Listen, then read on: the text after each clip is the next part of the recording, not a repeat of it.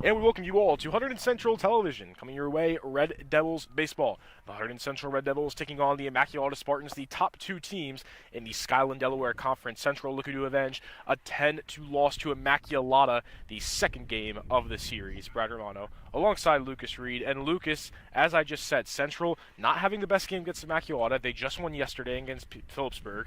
They have some momentum going into this game, but they gotta beat Immaculata to get a statement win here. Yeah, so the Red Devils, like you said, Brad, they're 4-2 on the season, 3-2 in the Skyland, Delaware. Yesterday, they had a great win against Phillipsburg. They won 6-1. They lost their last game against the Spartans 6-2 last Saturday, and they also lost against Hillsborough earlier in the season. A few tough losses, hoping to come back. Immaculata, they're currently 5-1 on the season, 4-1 Skyland, Delaware. Their only loss of the season was to Ridge, and the final score of that was a shutout. It was 8-0. Yeah, Immaculata, a very skilled team this year, very senior heavy, but also has some good young guys. As for Central, Aiden Walsh will be the starting pitcher, his first start of the year. Delaware Valley commit. We haven't really seen much of Walsh, Lucas. You know, we saw him in that Hillsborough game for like 2 pitches, but besides that, a very new guy that we haven't really seen much of. Yes, he had 9 pitches coming into relief, and he let up a hit and a run, which is not what you want to see, but hopefully lock in his first start. Aiden Walsh looking to get it started here in his Red Devil season. You see Walsh practicing right now. Lundari pitched against Immaculata, and Patino pitched against Phillipsburg. They went back-to-back due to the Phillipsburg game being postponed. So, you know, kind of tricky, but they have a really strong bullpen, the Red Devils. That's a big focus for the Central team. All right, so we're going to go through the Immaculata the lineup. So first up is Cantanzarite, followed by Labrador, Kapindika, and then Schilling, Kasai, Quinn, Bray, English, and Trago in the DH pitcher spot, and Lewis in the 9-hole. Keep an eye out for Jaden Kapindika. Jaden Kapindika, Iowa commit. Jason Labrador, Colin Kasai. Got a lot of good hitters. Luca Cantanzarite, a redshirt freshman, has been absolutely phenomenal to start off the year. He had that walk-off against Bridgewater in the first game. He's been stellar. Yeah, that game went to 13 innings, Brad. Yeah. That was really intense, and they finished with a final score of 2-0. Immaculata finished with the win, and that was just wild in the end. Yeah, and as I said, we've seen only really Lundari and Patino take the starting pitchers, but, you know, due to 2 games in a row, they got to go deep in. Yeah, Lundari's been doing good. He's got 2 wins, I believe, Brad? 2 or 3. Lundari's starting off good, the D1 commit. So Luca Cantanzarite, of course, will bat first. Cantanzarite, 2 runs, 6 hits, 1 RBI. All 6 of his hits being singles, has an average of .429 to start off the year.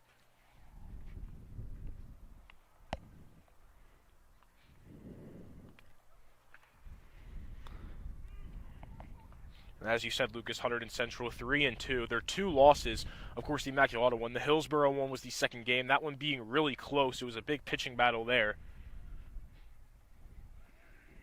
So out comes Immaculata. Of course, it is Luca Cantanzarite to bat first.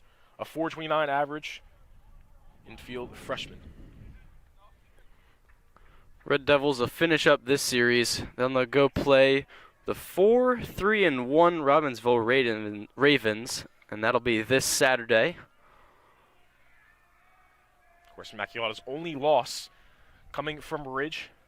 First pitch coming your way. Again, Aiden Walsh, the starting pitcher. It's Luca Cantanzarite at bat.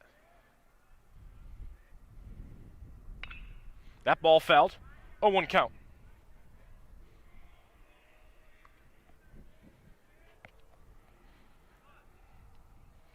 Cantanzarite has walked twice.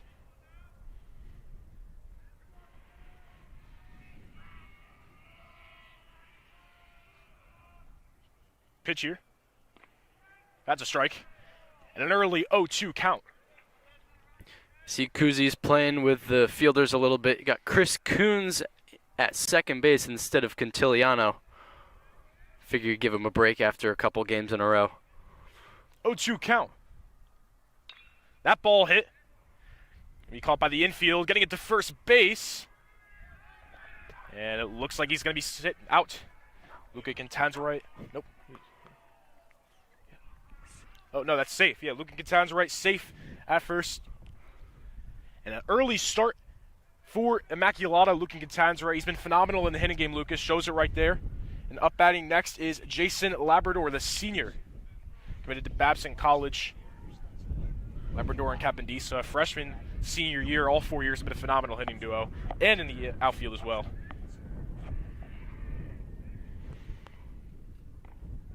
That's a strike from Walsh. 0-1.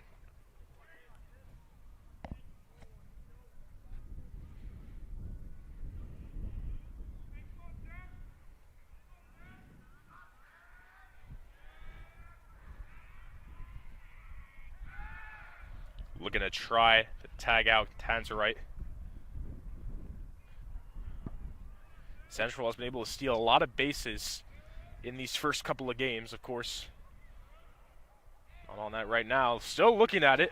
That ball goes far, and that's going to allow Tanzerite to get all the way to second with ease, and he's going to go to third with much more ease.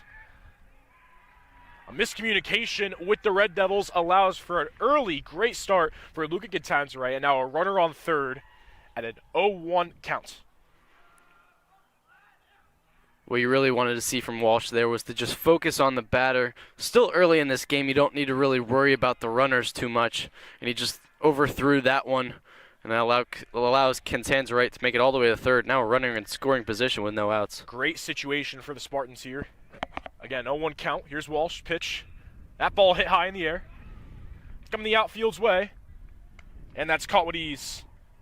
Catanzaro is going to get there. And an early lead for Immaculata, 1-0. Catanzaro gets the run. That's a sacrifice from Labrador. And Lucas, early start for Immaculata. You know, Central definitely has to lock in here. Yeah, it's just what you wanted to see from the hitter. You got a runner on third, no outs. Sacrifice fly, definitely one of the options there, and you just wanted to get him home somehow. It was just an easy sacrifice fly into center field. There's a ball, 1-0 count. Again, Jaden Capandisa now at bat. Capandika. Iona commits.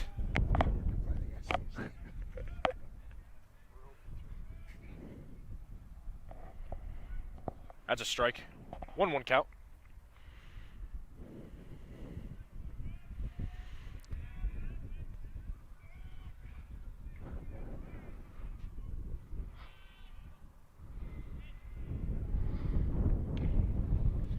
That ball hit. And that's going to be fouled. 1-2.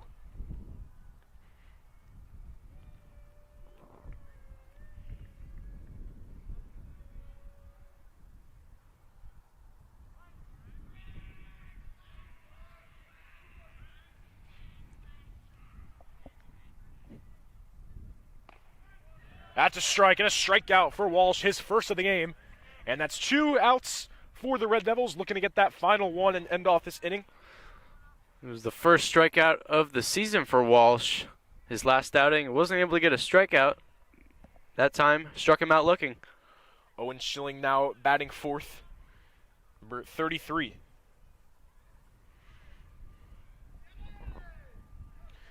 Schilling has 2 hits on the year. 5 hits, 2 runs.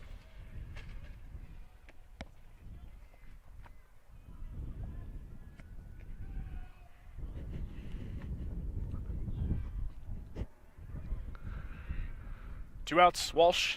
That ball high, 1-0. It's a 1-1.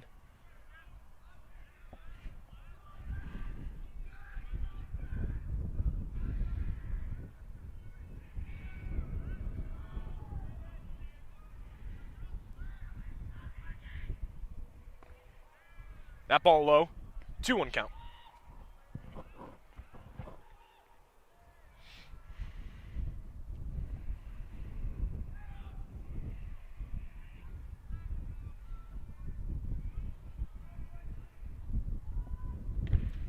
Schilling hits that far. Outfield coming the way. And that's caught with ease. And that'll end the top of the first. Luca Catanzaro gets the sacrifice fly run. A great start for Immaculata, but that really could have been a 0-0. Just a bad throw there. Unfortunate for Central, but they're back on the offensive attack. Yeah, Aiden Walsh started off great. He allowed that infield hit, which is not his fault, just runner. We're able to run that one out. Just great running there. And in Walsh, able to get all the way through. Threw that one away at first and allowed the run from the sac fly. Not a bad start from Walsh. Look to see more from him in the upcoming innings. So your Hunterdon Central lineup will be Soren Gregor batting first, Danny Gantiliano second, at third the catcher Jesse Allen, the DH at fourth Anthony Bettino, Trey Garudi bats fifth, Mike Brunetti sixth, seventh Connor Moniz, eighth Chris Coons, and Matty D'Alfonso batting ninth. Connor Moniz is a new name in that lineup, and Lucas, he was very good against Phillipsburg. 2 triples. It was a big contribution to that win. It'll be interesting to see if he can carry that momentum into this next game. I agree, Brad. And it looks like Trigo is the starting pitcher for Immaculata. Yep, Jackson Trego, number 16.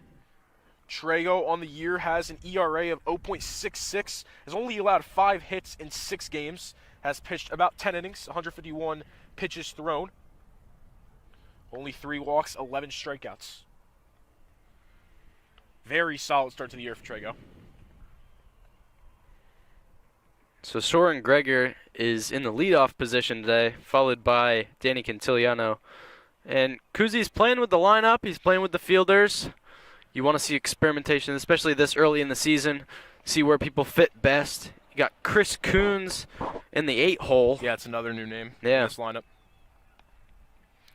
And the Immaculata Central game 2 days ago, Lucas, you know, a bad loss for Central 10-2, but the score doesn't really do justice because that was a really close game for a very long time. In that one inning, just 7 runs in one inning, you know, that was really the difference maker. You know, obviously the grand slam given up, unfortunately, but they were in it until then. Yeah, that's why looking into this game, like, you can't expect another 12-0 game, something like that. You can go into this game thinking that it could be a pitcher's duel, it could be a 2-3 game, something like that. Central definitely has a chance, and with one inning, they can do a lot of damage. As for Immaculata, of course, the pitcher Jackson Trego.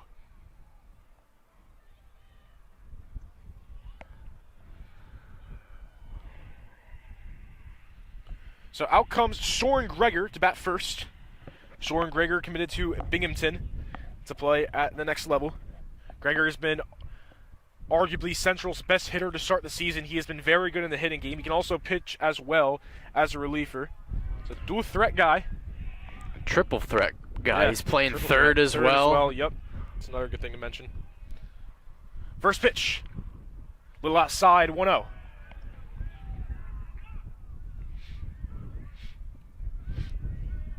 Soren Gregor very fast, likes to steal bases a lot. That ball also too high, so a 2-0 count to start off for Gregor.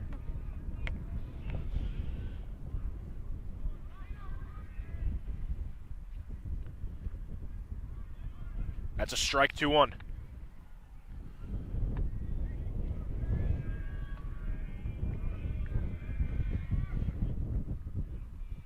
That ball hit in the infield. And that's going to go right to first base for a ground out. And the first out of the bottom of the first. Quick, easy out for the Spartans.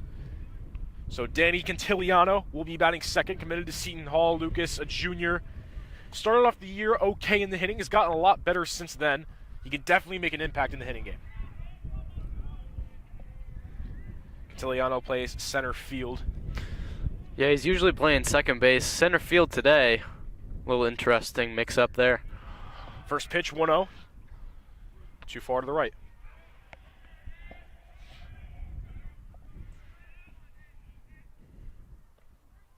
That ball strike, 1-1.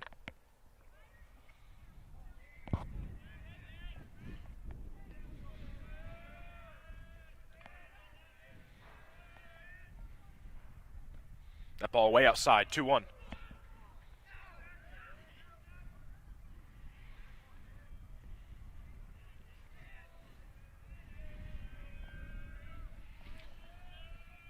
Trego, 2-1 count. That ball's going to be hit far. It's going to Caponiso's way, and that's going to be past him. And Cantiliano's got room to run. He's at second, and he's going to stop there for a double. Great power on that hit from Danny Cantiliano, the first hit for the Red Devils. And now a runner on second with only one out. Great piece of hitting there from Quintiliano, hitting it the opposite way and over the head of the left fielder, just toward the fence. Quintiliano, easy double there. Yeah, Capendiga couldn't really get there in time. Jesse Allen, the catcher, batting third. Allen has consistently been solid at hitting. You go back to that season opener, was a big reason they won that with an RBI. Only one out. Runner on second. Ooh, that ball, they called a ball. 1-0 count. Zagala thought that was a strike.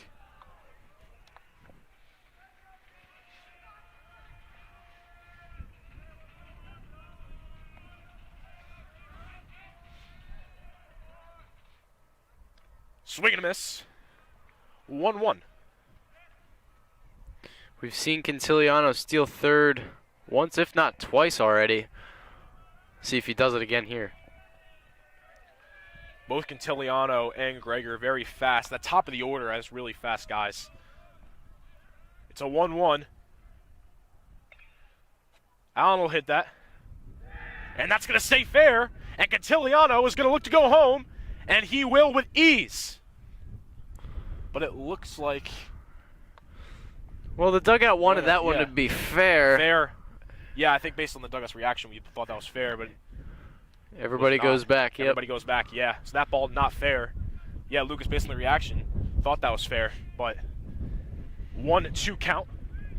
So Quintiliano stays on second. Allen's hit barely going out.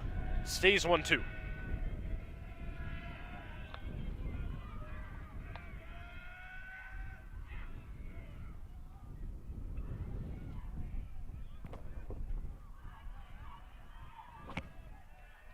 All of Allen's hits last season were singles. It is looking the same so far this season. Here's Trey going a 1-2 count. Looking at Quintiliano. And that's a strike. And Allen gets struck out. 2 outs. Runner on second still. Batting fourth, it is Anthony Bettino, the designated hitter. Bettino also pitches. Pitched yesterday against Phillipsburg, so obviously not pitching today, but will be able to hit. Bettino can hit just as good as he can pitch, honestly. That's a strike. Quintiliano, you see him going really far back. Got to be careful there.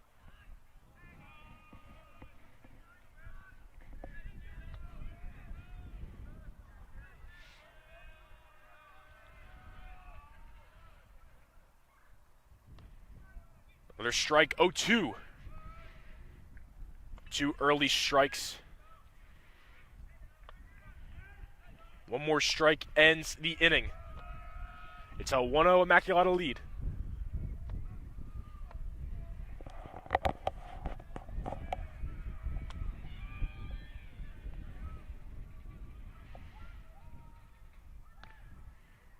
That's a ball. 1-2 count. Lucas, you have to think that Trego maybe might throw it back to Quintiliano soon with the way he's going back. However, you got the 2 outs there.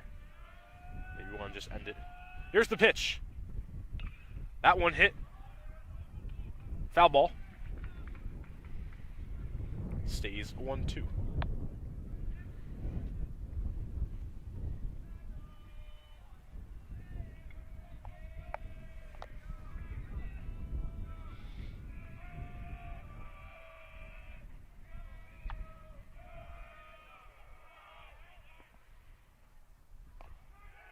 And that's a strike, and that'll end the bottom of the first.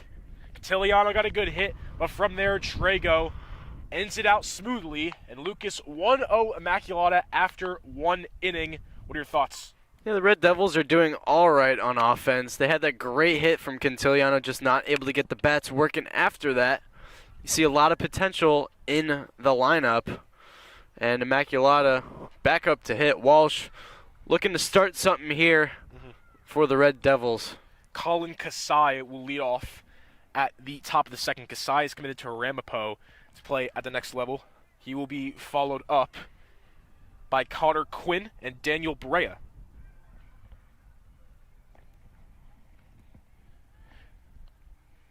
Walsh, of course, still at the mound. It'll be interesting to see, Lucas, who will be pitching today, because we know that Goyette pitched a good amount in the other game against Immaculata. But like we said, this central bullpen is really deep. Maybe we could see Alex Hart pitch for the first time. We could see Kevin Pepe come in as well. They have a good mix of guys that they can bring in. They could also put in Cole Jacobus, Alex Yes, Hart. Yep. You got Liam Goyette again. He pitched on Tuesday. Yes. But he only pitched 18 pitches, so he could go in again. Definitely see Goyette. We saw Casey Delaney on Tuesday as well. Yep. He only threw 12. And then there's a couple guys that haven't thrown this week. Drew Augusta, Graydon Blaine. Red Devils have a lot of depth in their bullpen and could see a lot of new faces today. So out comes Colin Kasai, number 6. Colin Kasai, 4 runs, 3 hits, 5 RBIs. Kasai also has a home run on the year. Here's the pitch from Walsh. Little outside, 1-0.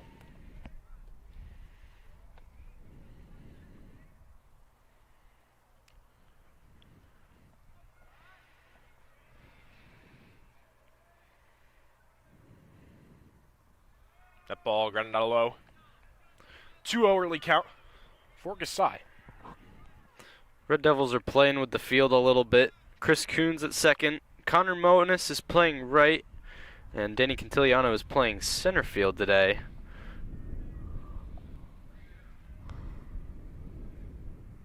That ball also low, so a 3-0 count here.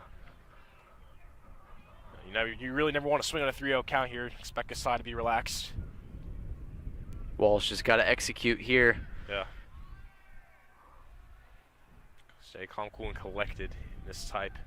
3-0 count pitch. And it's going to be a strike, 3-1.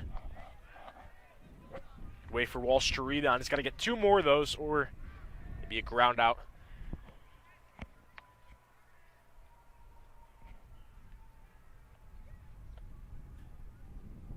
Kasai's ball hit high, and that's going to be a foul.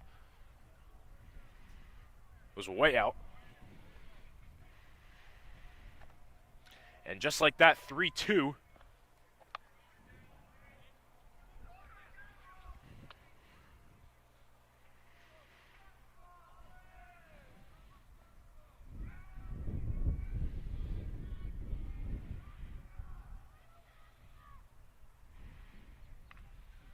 That ball fouled. Hits that back, stays 3-2.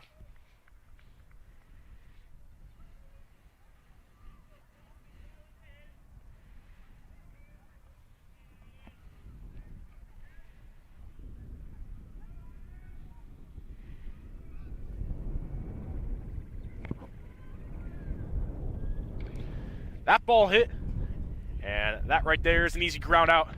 First out of the top of the second.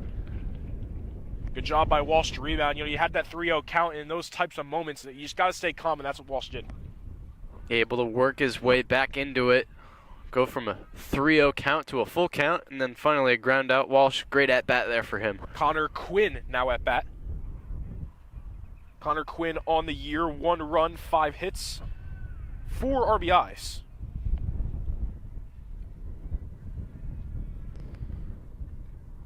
That's a strike, 0-1. Right inside.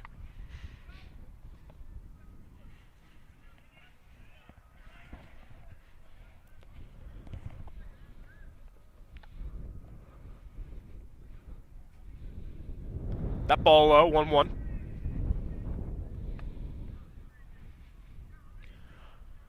Since that Luca Catanzaro error, which honestly wasn't even Walsh's fault, Walsh just looked very solid.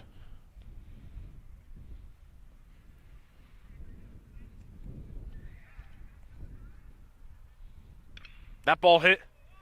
That won't be fair.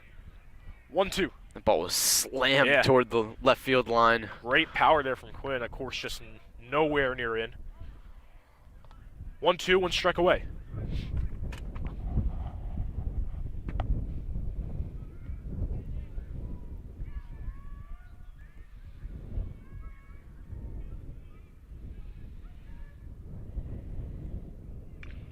That ball, once again, a foul. 1-2.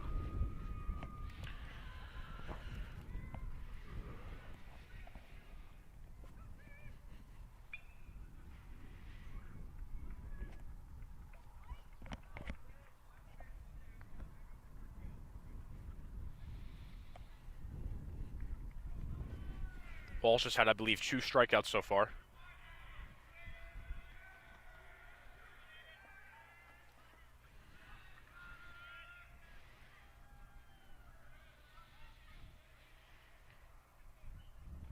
That ball way up top. 2-2. Gotta be careful there. You don't want to hit the pitcher. You want to go back to James Drinkwater. 4 pitches hit.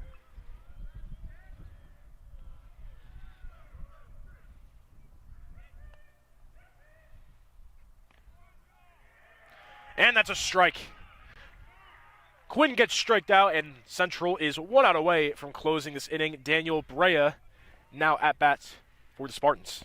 Great job there from Walsh, just keeping himself in his own head and not trying to let up any mistakes. He was at 1-2 for a while. Walsh just worked off those foul balls and finally struck him out. Brea hits that. That's a foul. Brea has 2 runs, 2 hits. Both of those hits being singles. Has walked once as a .286 average, a senior.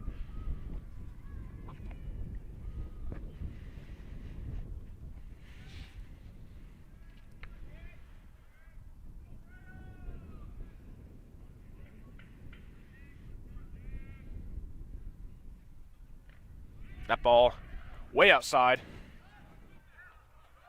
1-1.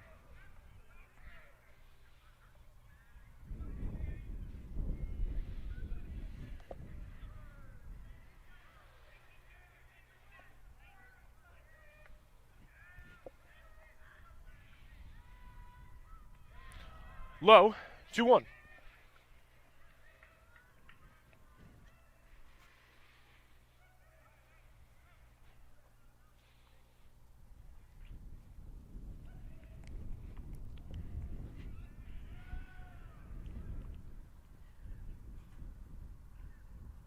That ball also outside, 3-1.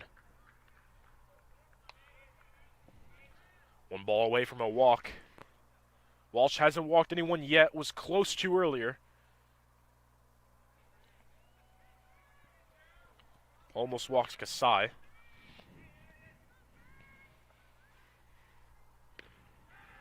Swing and a miss, 3-2.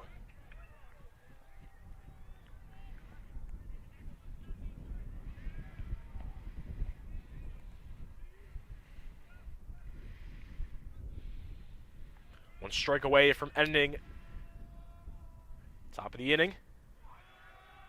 And they're going to call that a walk. So the first walk for Walsh. Brea will get to first. 2 outs. Runner on first. And now is the DH for Immaculata, Aiden English. English has not really batted at all this season. He has 1 at-bat.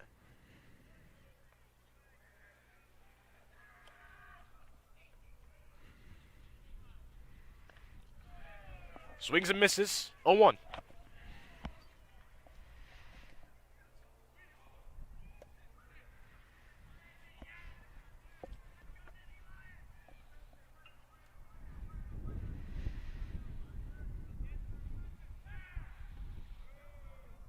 Walsh gonna look at Brea.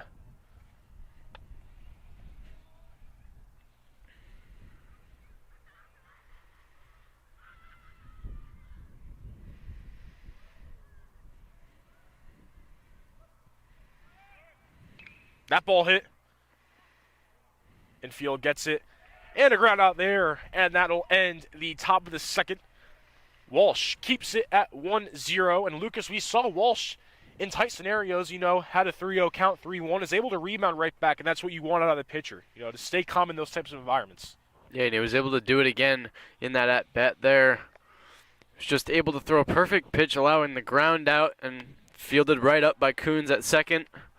Able to work his way out of the inning, and no damage done from the Warriors. So that'll bring up Central's lineup once again. Yeah, it's Trey Grudy, Mike Brunetti, and Connor Moniz will be the 3 leadoffs. Then we have Chris Coons and Delfonso if needed.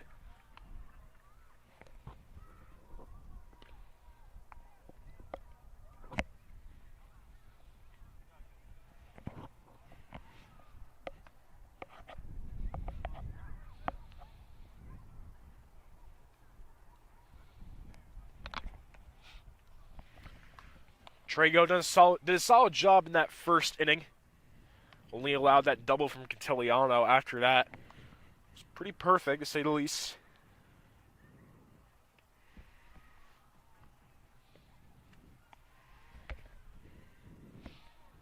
Trago's one of those pitchers that can go 5 or 6 innings, and that's good from a high school starter. You don't see a lot of those. They can only go maybe 2 or 3 innings. Trago can definitely go the distance if he had to. Garudi, 2 runs, 1 hit. The 1 hit being a single. Walked once, and 0.67 average. 0.067 average. So here's Garudi. At bat. Trago the pitcher. Bottom second.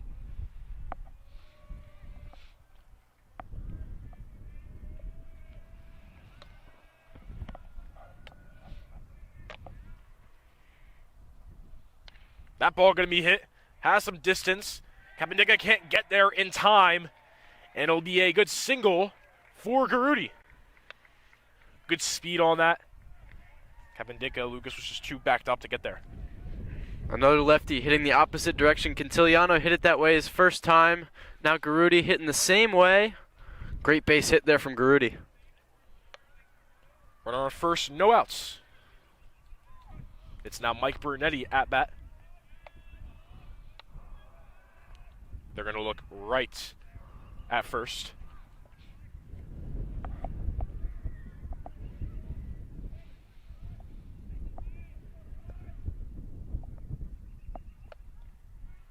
They're going to call that a strike. 0-1.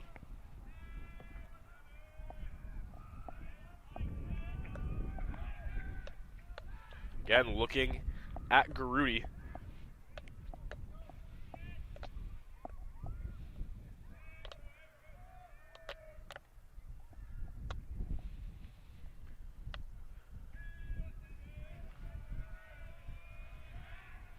Gonna look at Garudi once again.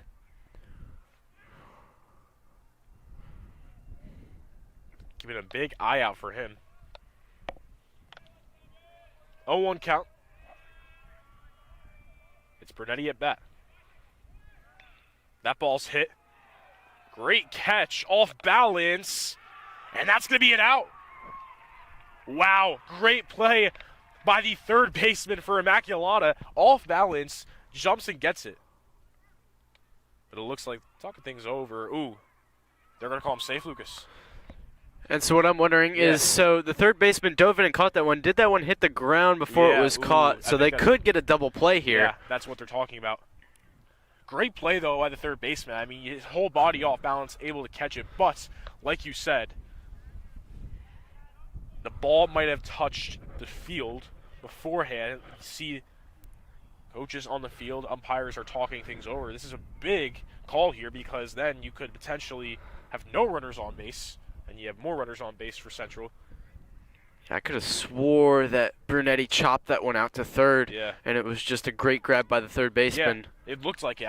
Based on what we saw from our distance, Lucas, we both thought that was a pretty good out there, but it could be different from where they are. Of course. And we saw that Garudi was stealing second on that pitch.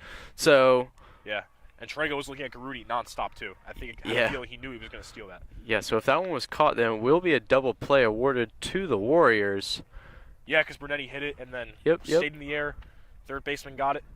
Looks like that was number 10 on Immaculata, which would be Daniel Brea.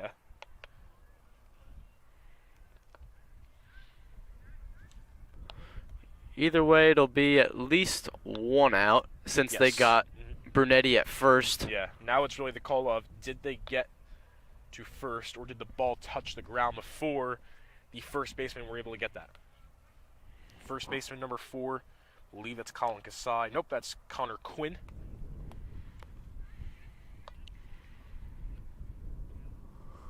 Either way, Connor Moniz will bat next. And whether he'll have a runner in scoring position or not. Yeah. Is question. And 1 or 2 outs. Yep. Definitely 1 out either way. It'll be 2 outs if it's a double play. And it looks like Central might be coming back. Still not sure what the call is. It'll be depending on if the Central player stays at second or not. Or no, it'd be at first, right? Yeah. Yeah, second. Yep. Yeah. It's number 4, Trey Garudi. And Garudi... And yeah, Garudi's out. He's going back. Wow, phenomenal play there, Lucas, from Daniel Brea. I mean, turned his whole body around, basically. Or that might be 17. 1,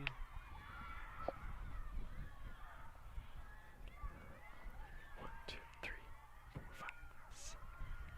Looks like 10. Yeah, I believe that is Daniel Brea. Yeah, but here's Connor Moniz at bat with 2 outs after the phenomenal double play. That is Daniel Brea at third. Yeah, phenomenal play by Daniel Brea. I mean, Lucas, that ball was coming at him really fast, too. He kind of tripped, sort of. Yeah, and I didn't think that one was still in the air. Yeah, I mean, obviously, either way, great grab and good heads-up baseball. I don't know if he thought That he that caught it, yeah. he caught it in the air or Yeah. not, but either way, 2 outs now. Yeah, and a 1-2 count for Moniz. Moniz, a big contributor in that Phillipsburg win. First game, he had 2 triples. That ball's high, 2-2. Moniz is listed as a utility, but he's playing outfield. That ball fouled back.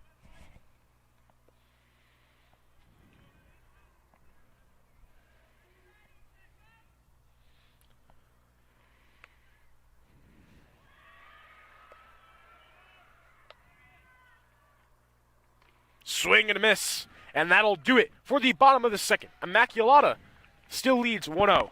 Stay tuned.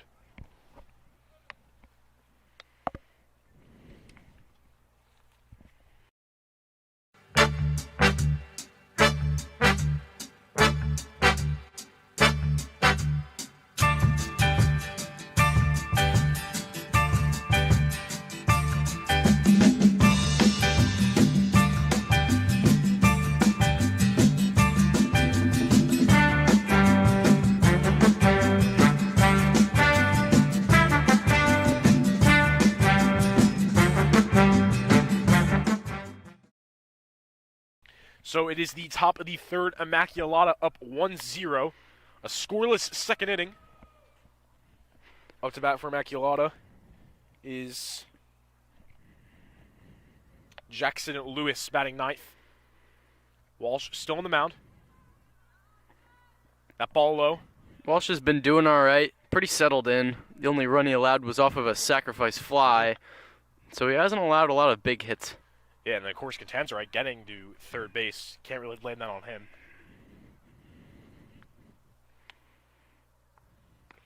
Right down the middle, 1-1.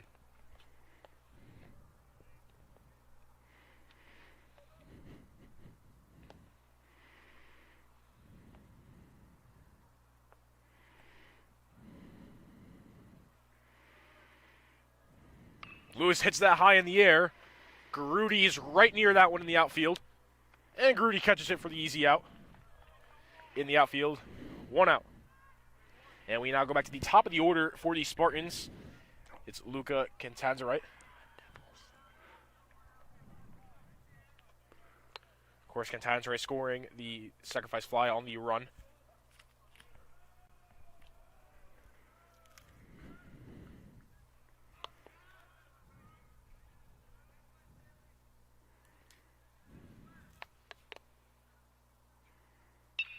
That ball hit hard.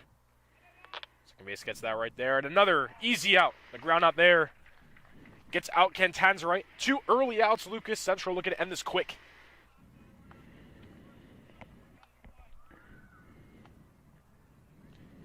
Jason Labrador will now be at bat.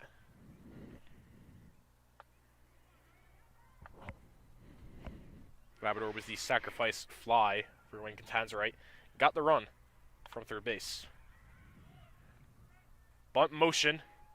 It's going to be a strike. Yeah, just pulled back a little bit too late on that one. It looked like he did go through with it.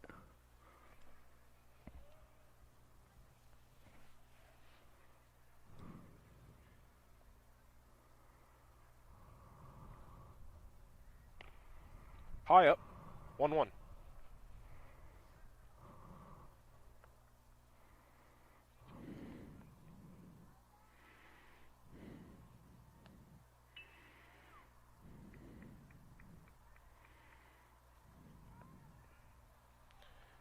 Last one was high, this one low. 2-1.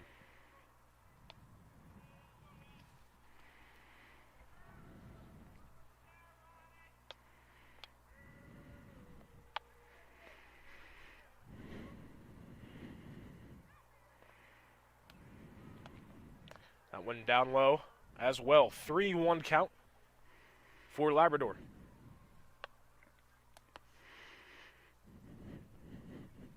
Walsh has only walked one. And that's a strike, 3-2. Labrador may have thought that was a walk. Getting ready to go to first there. It's a good feeling for a pitcher when they call it a strike, when the batter thinks it's a ball. Yeah. Batter starts to walk toward first. Pitcher's like, no, no, no. Go right back. Yeah. 3-2, Walsh, Labrador.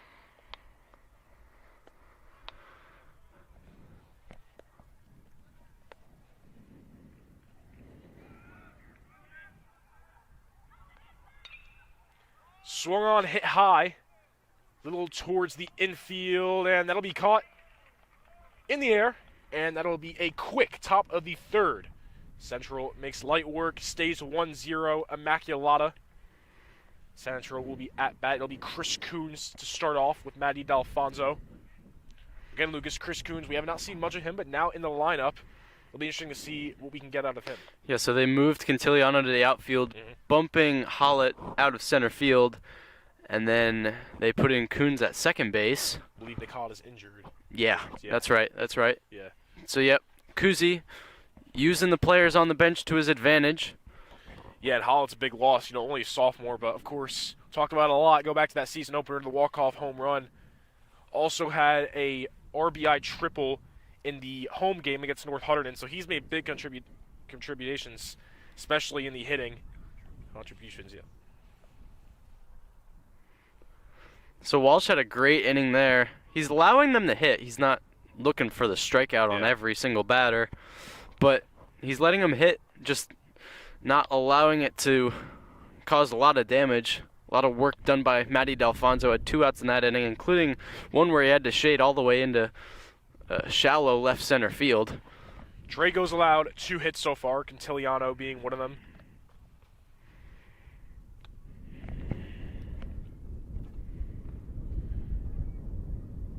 Coons, D'Alfonso, Soren Gregor, the order.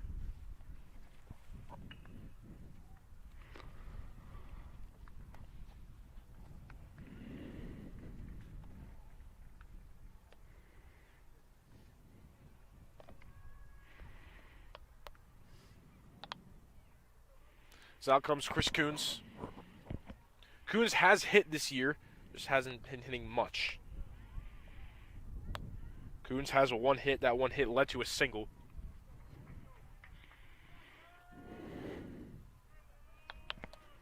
It's the bottom of the third.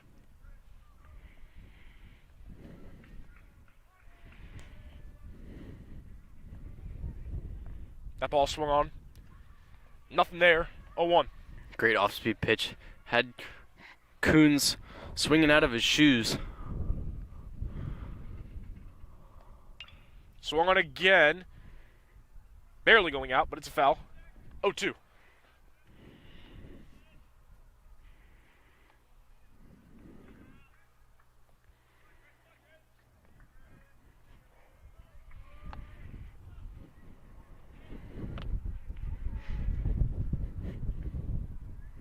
That ball swung on in the infield. Ground out went fast, high up, but caught. First out, bottom of the third. Out comes the 9th batter, Matty D'Alfonso. D'Alfonso also playing very well in that Phillipsburg game. Him and Moniz were the 2 MVPs of that game. D'Alfonso bats 9th, but he honestly hits pretty well. Yeah, I believe D'Alfonso had 2 RBIs in that game. I believe so, yeah. Responsible for the 2 runs that, But yeah, 2 runs in that game. That first ball right inside 0-1.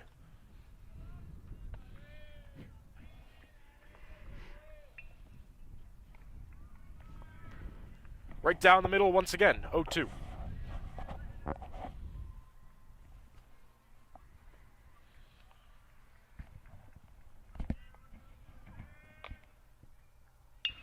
That ball hit right towards the shortstop and not going to be out.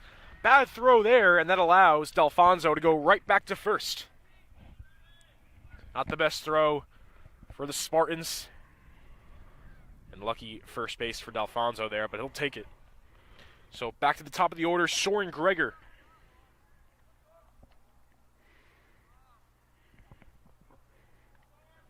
That was Labrador on that throw. They're going to look right back at D'Alfonso. Trigo's been doing that a lot lately.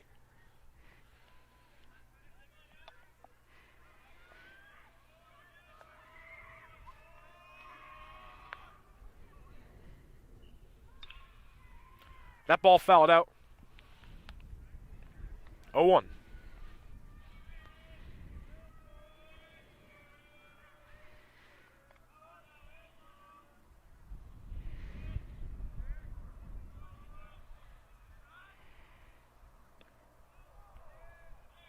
Will be a check swing, will be a ball, 1-1.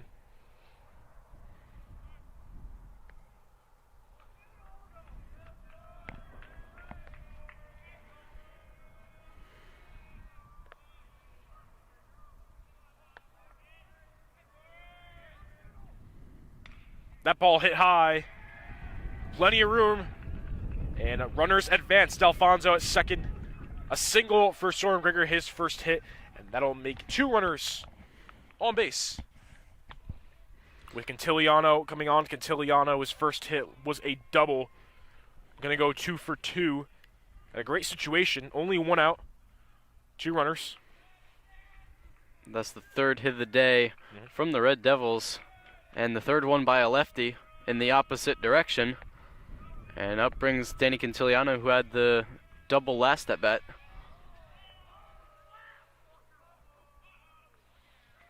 Looks like they're going to talk it up here, the catcher and Trego.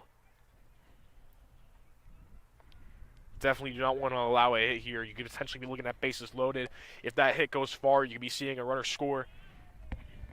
Immaculata's been sitting comfortable, but in a tight situation now.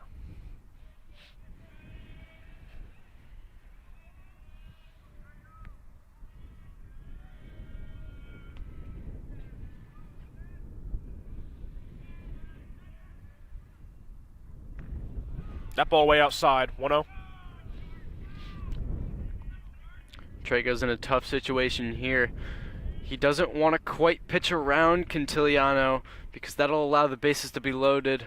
But if Cantiliano can get a hold of a pitch here, he can score a run from second.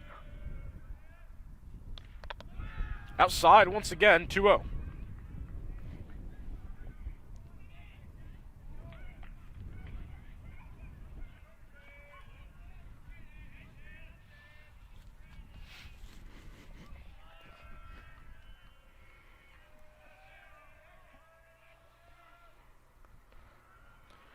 Right down the middle, 2-1. Soren Gregor on first, D'Alfonso on second.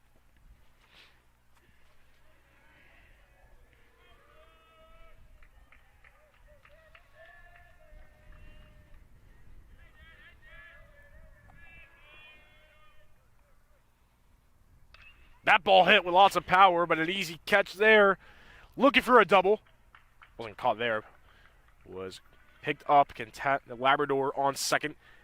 Gets 1 out, so 2 outs there, Lucas. Great play there from the first baseman, not trying to go toward first, trying to get at least 1 runner ahead, so he gets a runner on going towards second. So that'll be 2 outs, but runners on the corners. Yeah, you saw Labrador looking to try or throw to first, but didn't think he would get that. Cantiliano's too fast, able to run that one out. Like you said, runners on first and third, and it'll be Jesse Allen, the catcher, at bat. Allen gets lots of RBIs. This is a good situation for him, although there is 2 outs.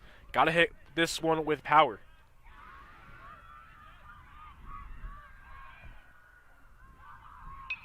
That ball hit, but the easy out. Labrador tags second. And it looks like Central was going to get a run, but they cannot. It stays 1-0 Immaculata. Top of the 4th, coming your way. Stay tuned.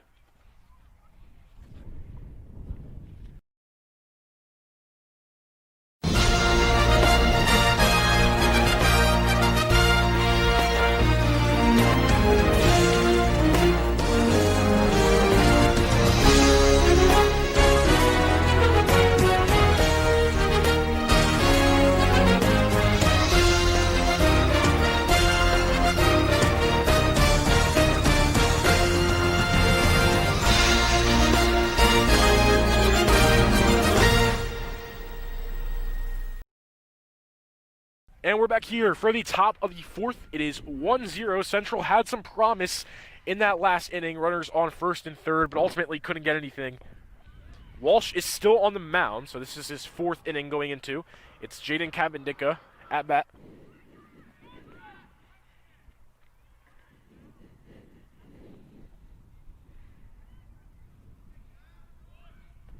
Tries the bunt, takes it right back. 1-0. We went into this game expecting, Lots of hitting. yeah, a lot of hitting, but Aiden Walsh putting a great start together so far, only allowing 1 run. That ball's low on 2-0. Yeah, we weren't really knowing what to expect out of Walsh, Lucas, because this is a guy that had, I believe, 9 pitches thrown, like you said, so don't really know much. We know he's playing at the next level, but couldn't really evaluate him. But so far, pretty impressive. Cavendica shows bunt once again. That time, it'll be right inside, 2-1.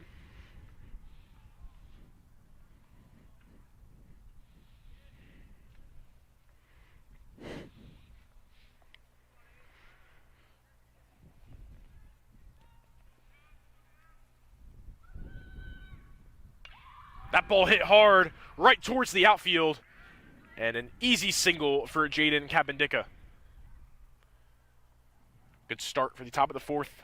First hit.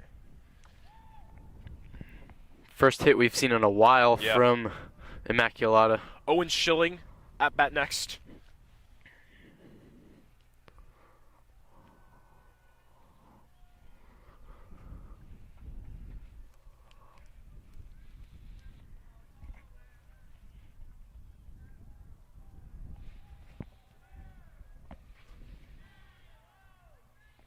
That ball outside, 1-0. Schilling grounded out last time he hit. Looking to make it 1 for 2.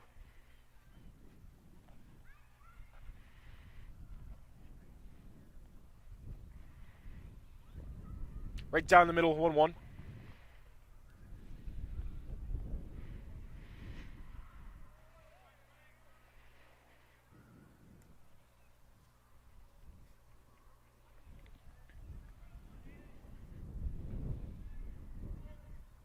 Oh, that ball thrown wildly, and that is going to easily allow Jaden Cavendica to get to second. Wild throw there, Lucas. Yeah, so a wild pitch from Walsh. Yeah. First one we've seen today. Yeah. He's been really impressive, and then unfortunate there. Him and Allen just talking things over real quick. It's a 2-1 count currently. That allowed for Cavendica to basically just walk to second base.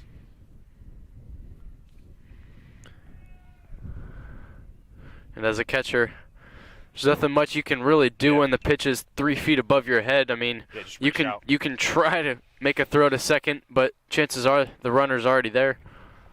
That ball just in, 2-2 for Owen Schilling. No outs, runner on second. It's the top of the fourth.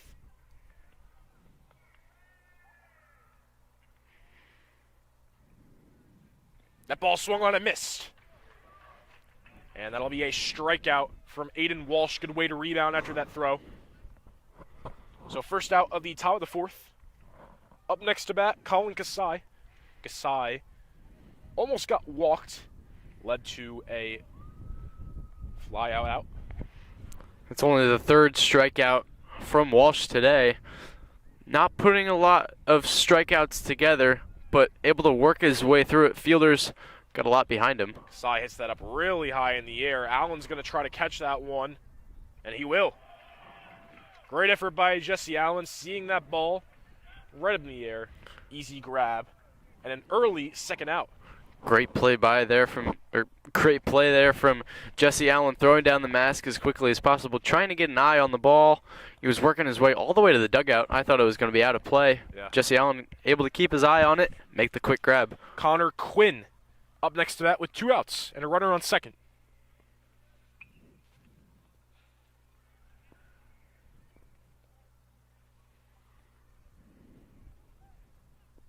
Cavendica's going to try to steal third, and he'll get there. Kaepernick is safe. Great slide there from the senior. Man, he was moving all the way. Yeah. He had a great lead, great jump. Jesse Allen had to throw behind the batter, and Kaepernick able to get there quite easily, to be honest. That was a ball, so 1-0.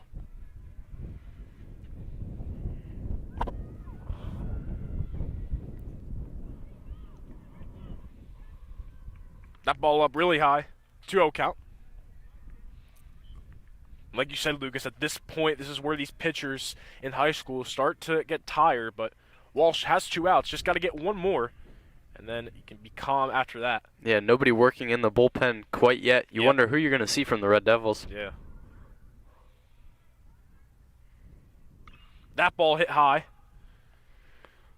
towards our left, and that one caught with ease. And that will do it for the top of the 4th. Walsh able to work himself out of that runner in scoring position situation. He's doing great so far today. Going into his 5th inning. You wonder how far he can go and when they're going to start warming somebody up in the bullpen. But so far, Walsh having a great start for his varsity season. It'll be Bettino, Garudi, and Brunetti. The order for the bottom of the 4th. Yeah, Lucas, you're wondering if we will start to see someone warm up in the bullpen. You know, Walsh didn't really do terrible, but we did see a lot of risky throws from him. You know, we know how deep this bullpen is. We got Goyette, who's pitched a lot. Kevin Pepe's pitched a decent amount. And, of course, Alex Hart, we haven't seen yet, but we could see him. Casey Delaney also pitched against Immaculata. So they have a lot of guys that they can work in here. Red Devils had a couple guys in scoring position last inning. Looking to do it again this inning, hopefully score some more runs. Still down by 1 run. Definitely a pitcher's duel today. Trago is still on the mound.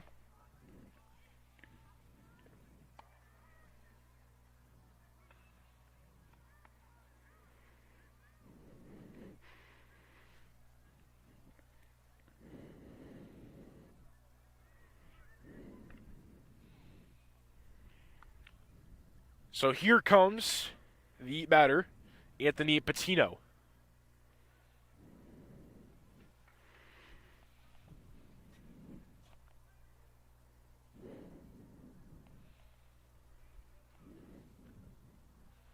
It's been a big pitching battle between Trago and Walsh so far, Lucas. Yeah, I have a feeling this one's going to come down to the bullpens. It's a matter of which bullpen can execute better. That ball hit high. Kaepernick going the way, but it's not going to stay fair. Foul ball. Looked like had a shot. Stays 0-1.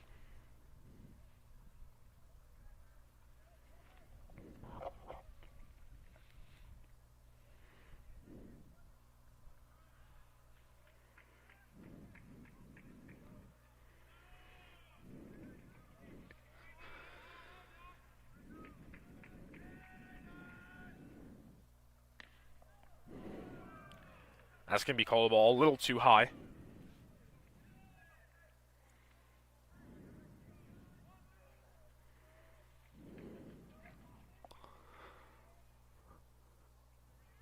This week, Immaculata's bullpen hasn't been used a lot. They had Michael Drellick pitch 14 pitches yesterday. That ball fouled back. And then they had Cole Raymond pitch 18 on Tuesday. It seems their starting pitchers can really go the distance. You know, Trago so far has looked very good. Only allowed, I believe, 3 hits so far. That ball hits the field. So a 2-2 count. Again, it's Anthony Bettino at bat.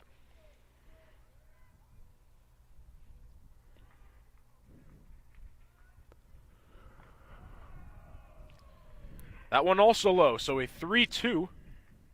Yeah, and as you were saying, Brad, they can go the distance. They had Ryan Outen. He pitched 87 pitches on Tuesday, which is just incredible for a high school pitcher. Yeah. You don't expect that from a high school pitcher, but clearly Immaculata's got some good pitchers. That ball's hit. Trago couldn't get there, but a great job for Immaculata to get that ground out. That was number 2, Luca Catanzarite. Great play by him. So next at bat, it is Trey Garudi.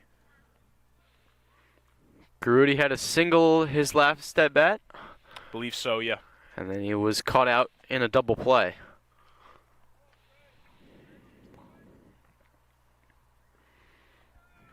Low 1-0.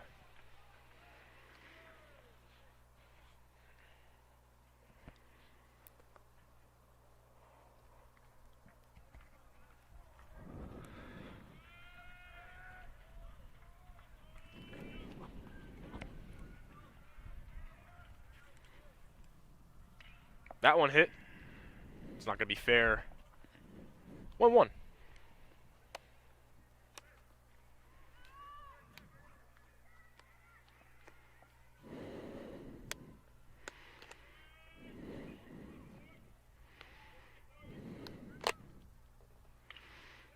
That ball hit, and that's going to stay fair. Easy single for Bettino.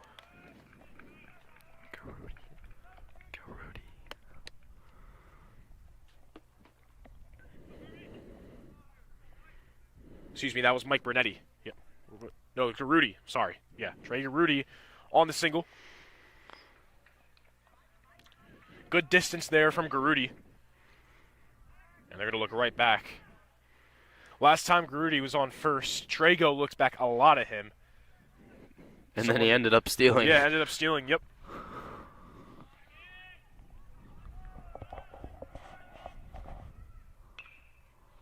That ball hit, a lot of power, not a lot of distance, though. Gets Garuti, but not going to get first base. 2 outs, though.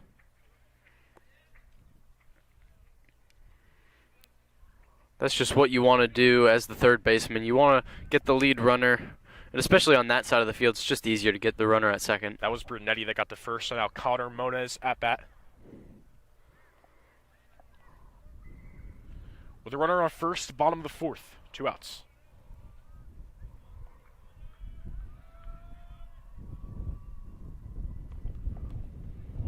High up, 1-0.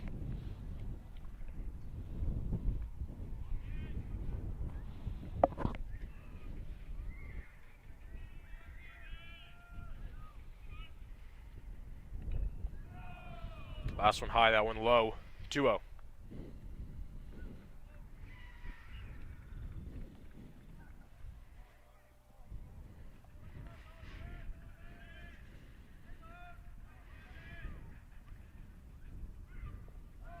Another low one, so a 3-0 count for Moniz.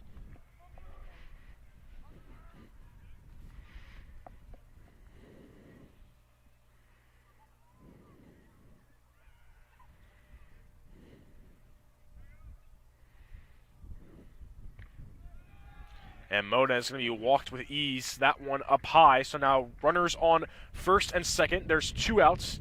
Chris Coons will come up to bat. In a big situation here. And Trago going to talk it over with the coaches and the catcher. Another runner in scoring position for the Red Devils. This is the second inning in a row we've had a runner in scoring position. Hopefully this time, though, it results in a run. Well, of course, last time it didn't. That'll bring up Chris Coons. Hasn't had a lot of experience with varsity players out here.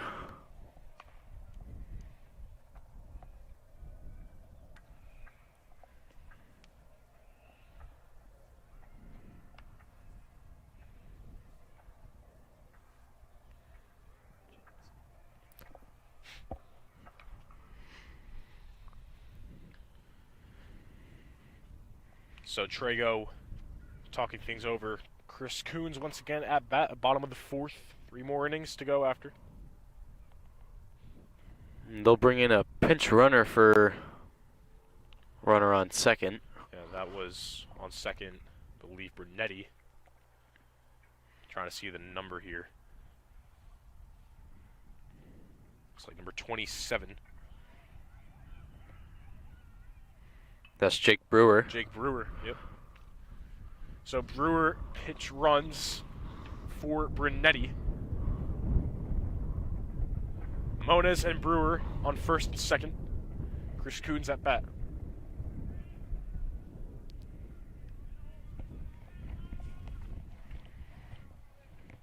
Coons looking to do something here with a runner in scoring position. Put the Red Devils up on the board to tie this game up. You want to do that sooner rather than later. Right down the middle, 0-1.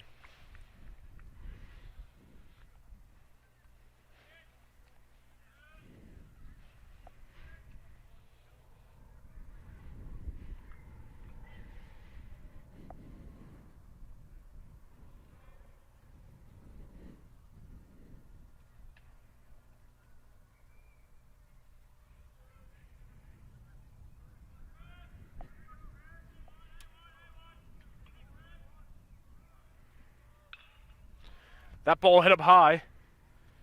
Trying to catch the foul, and they will. Or no, they won't. Or they will. It's hard to tell. Looks like he tried to get it, couldn't. Yeah, looks like he just bobbled that one. Yeah, it looked like he had the ball for a second, but nope, so it'll stay 0-2. Yep, Coons stays alive. Still has an opportunity to drive in a run.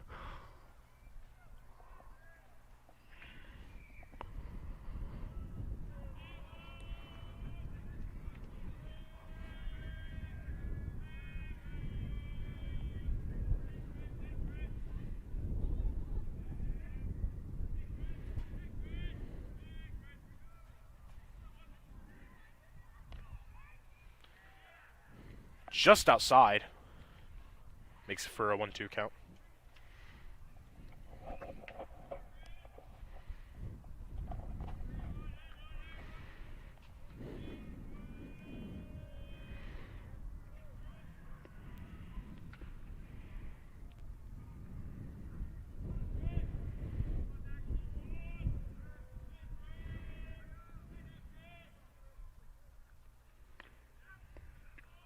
They're going to call that check swing, strike.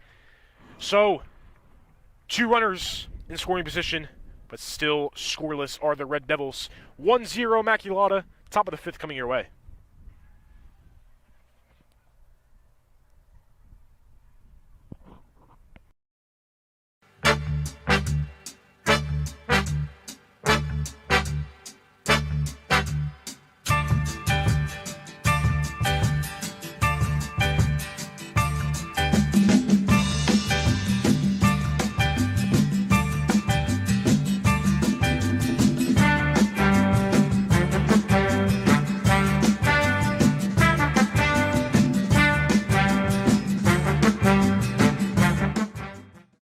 Back here at the top of the 5th, it is still a 1-0 game. Lucas, Central runners in scoring position, 2 innings in a row, but can't get anything. Yeah, Walsh has been doing a great job holding Immaculata to their 1-0 lead.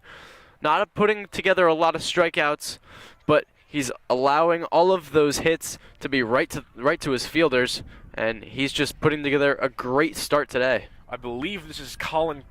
Nope, this is Daniel Brea, excuse me. At bat, Brea had that great out earlier on at third base. It is currently a 1-1 count. And it looks like Alex Hart is now warming up in the bullpen for the Red Devils. So we were wondering who's going to be in the bullpen. It's Alex Hart. That's the answer. Yeah, we have not seen Alex Hart pitch yet. He's committed to FDU to play at the next level. That ball high up, 2-1.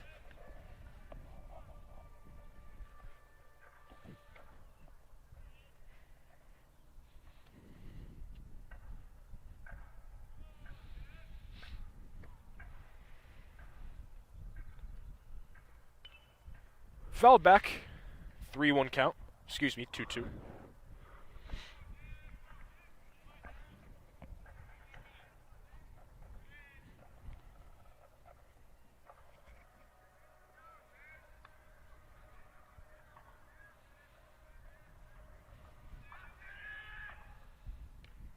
Swing and a miss. Strike out for Aiden Walsh, first out of the top of the 5th. Daniel Brea getting striked out. And up next comes the DH, Aiden English. English grounded out earlier on.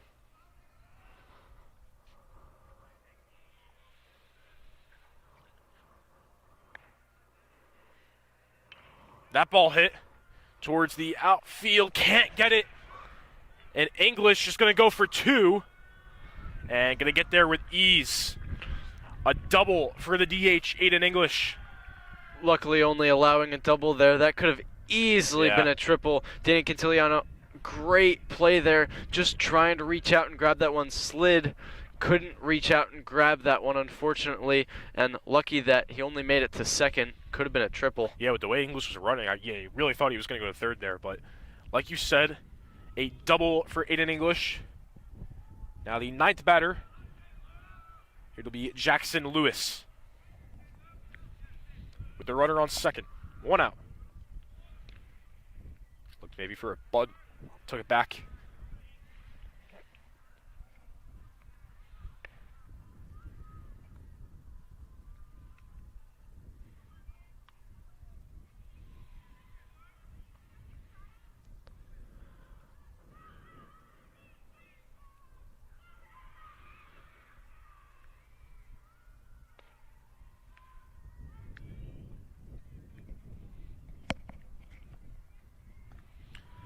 That ball's low, 2-0.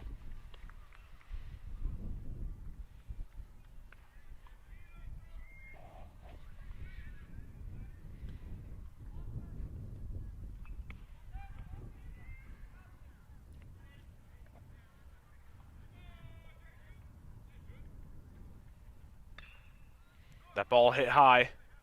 Coming towards the outfield, and Cantiliano's right there to get it. Second out of the top of the 5th. And we go back to the top of the order for Immaculata. Luca Cantanzarite batting for the 3rd time this game. Cantanzarite, of course, scored the 1 run off the sacrifice fly.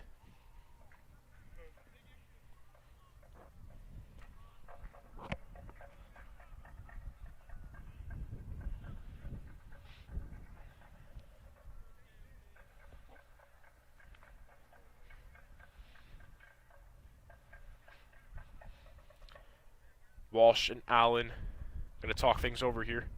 Just 1 out away.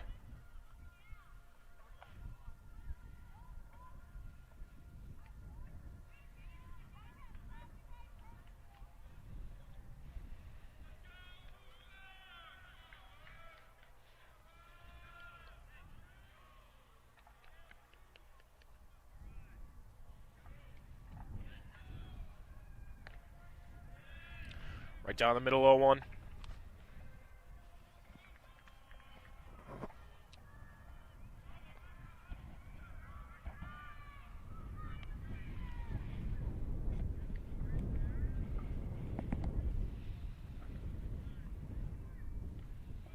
High up.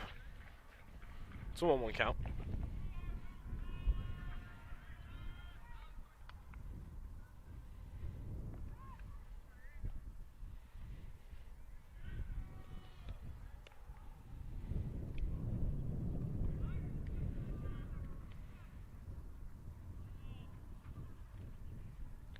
To the right, 2-1.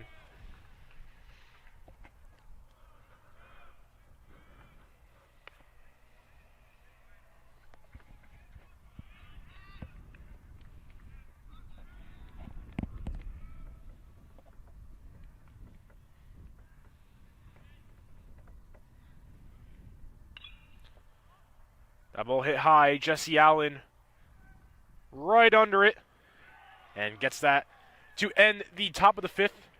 Immaculata stays at 1, and Hunterdon Central with a chance to tie this up. Lucas, they really got to try to tie this up in this inning because we've been seeing they're getting so close and they just can't do it. Yeah, we've seen multiple innings where Red Devils have runners in scoring position, just not able to push any runs in. We saw runners at the corners one inning. We saw runners on first and second.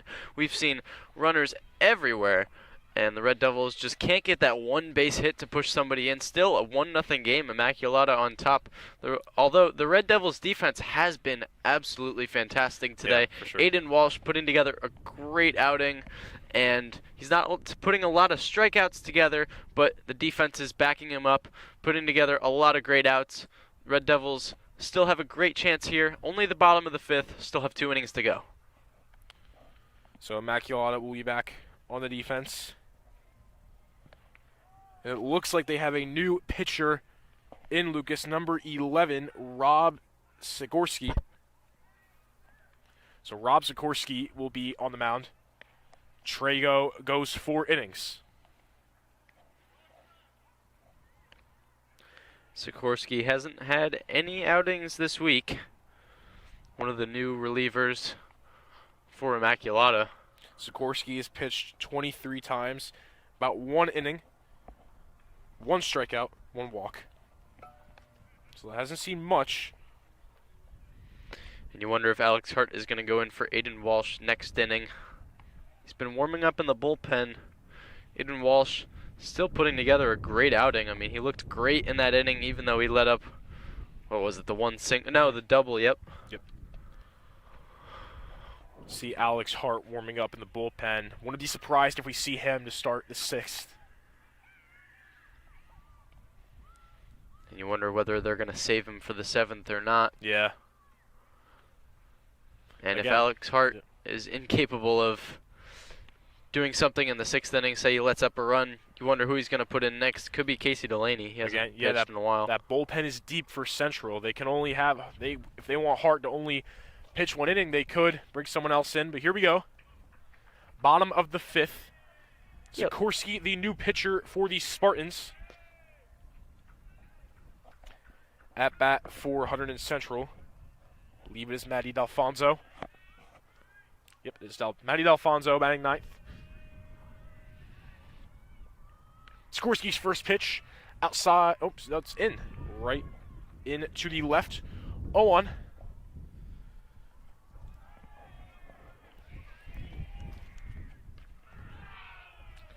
That ball outside, 1-1.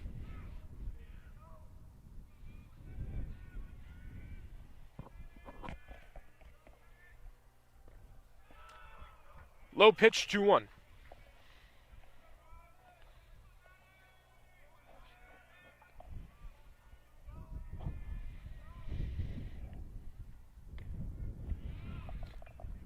Two, strike.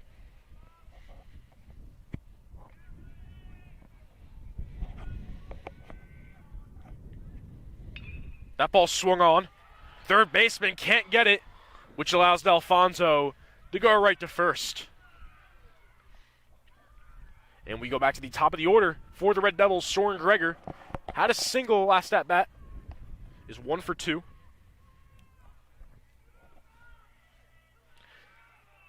And that was Daniel Brea that couldn't get that. You know, he had that amazing out earlier, but unable to get that ball right there. So a runner on first, no outs. It's Sikorsky, the pitcher. Soren shows bunt. Ball 1-0. Soren definitely one of those batters that can lay down a bunt and run that one out. As a lefty, definitely the advantage, but not only that, he's a speedy lefty. He can get there really quickly.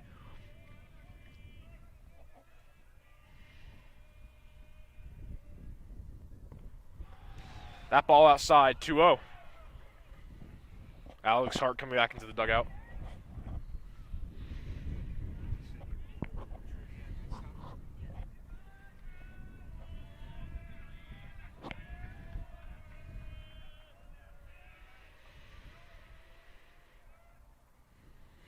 That ball really low, and D'Alfonso with ease gets to second, and Sikorsky in some trouble at a 3-0 count. Another runner in scoring position. Red Devils, no outs now. They got to get something on the board. Yeah, and we've been saying, Lucas, Central has really good positions. They just can't connect it.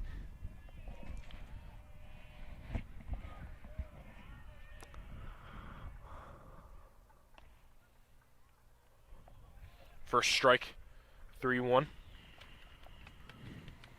Catiliano and Allen coming up after Soren Greger, barring a double.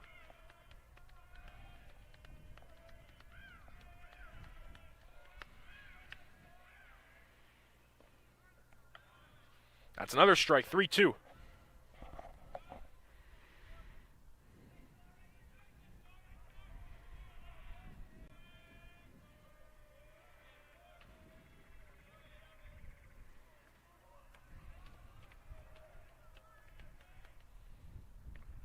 Ooh, thought he was going to be hit by pitch there. And that'll be a walk for Soren Gregor. So 2 runners on base, no outs. And Danny Cantiliano comes to bat, had that double really early on in the game. A great situation for Hunterdon Central. You know, this is about the 3rd time they've had runners on first and second, but Lucas, the difference is there's no outs this time. Yeah, this is the best opportunity the Red Devils have had. No outs, 2 runners on. They really got to get something started here. 2 runs would be great, puts them ahead. It's only the 5th inning, though. They still have 2 more to go. Yep. The entire team for Immaculata talking things over here. This is a big situation. You don't want to allow anything. Immaculatas look very solid. You know, they've been coming up clutch in situations where they could have easily have not had the lead. Central taking it. Well, let's see what they can do here. Again, Danny Cantiliano at bat.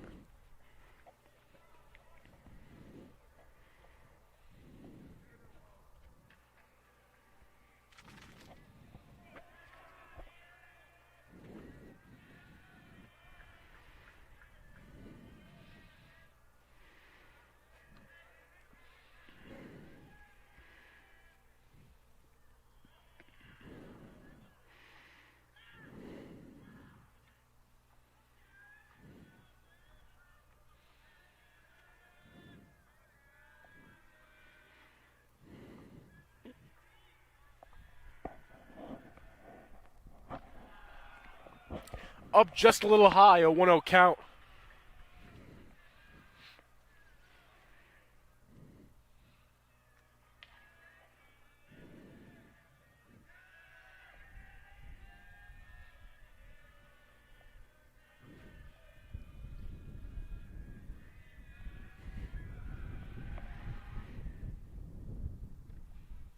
That ball right down the middle. 1-1 count.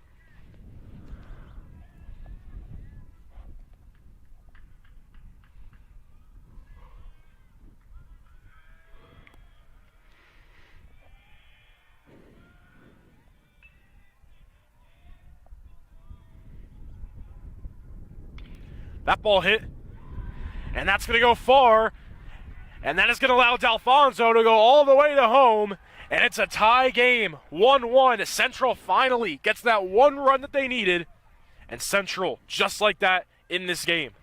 That's just where you want to put it there as a hitter. Put it right in between the hole, shortstop and third base, into left field, and Coach was just waving. Yep.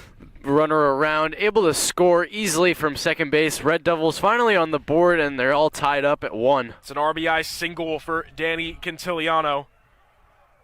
And again, Sikorsky's going to talk things over. And there's still no outs, Lucas. So you still have runners on first and second with no outs. Central could potentially take the lead here. You see Sikorsky, he's walking off. So it looks like they're bringing in someone new. We'll see who the new pitcher is. But what a momentum shifter right there for Hunterdon Central. And it's Cole Raymond to pitch. He pitched on the 15th. That was this Tuesday. He pitched 18 pitches. That's not many. So Cole Raymond will be the reliever for Immaculata. Coach Cuss not taking a lot. Cole Raymond has pitched 119 pitches, 5 innings pitched. He's allowed 5 hits, 5 runs, 6 walks, 8 strikeouts, an ERA of 7. Yeah, so another lefty on the mound. That's the second we've seen from Immaculata today. Their second reliever. He was a lefty as well. But the Red Devils have been doing okay against lefties this year.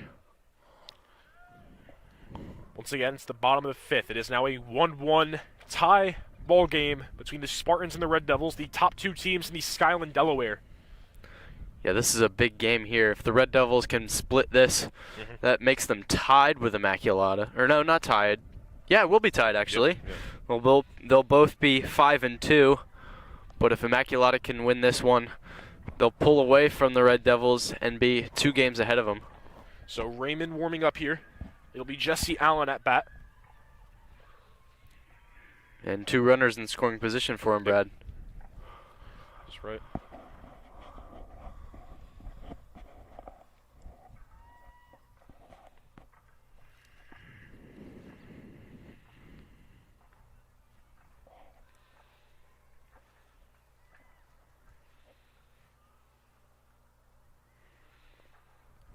So Cole Raymond is now on the mound for Immaculata. The Red Devils still no outs in this inning. Great inning for Hunterdon Central. Not much else to it. Bottom of the 5th. 2 more innings to go after this, barring extra innings with a tie game. Could very well see that.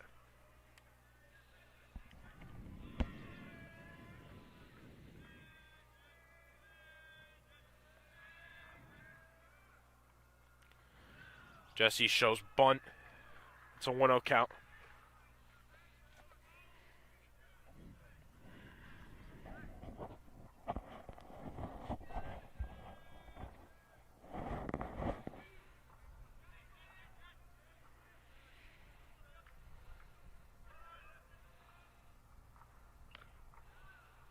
Looks like Jesse just got a hit on it, maybe. It's a 1-1 count.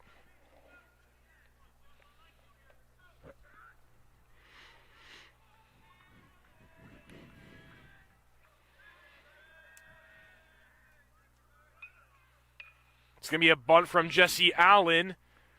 They're going to get the out there on third. But Jesse will advance at first. That's the first out of the bottom of the 5th. Great play there. Looking toward the lead runner. That's what you want to do as a fielder. Look toward who can score next. And great execution. Not trying to turn around and throw to first. Patino now at bat.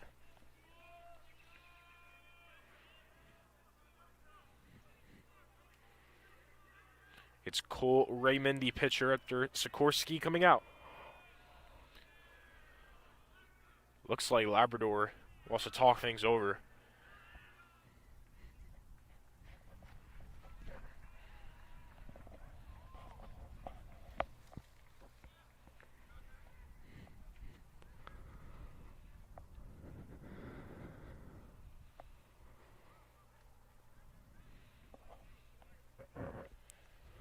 One out.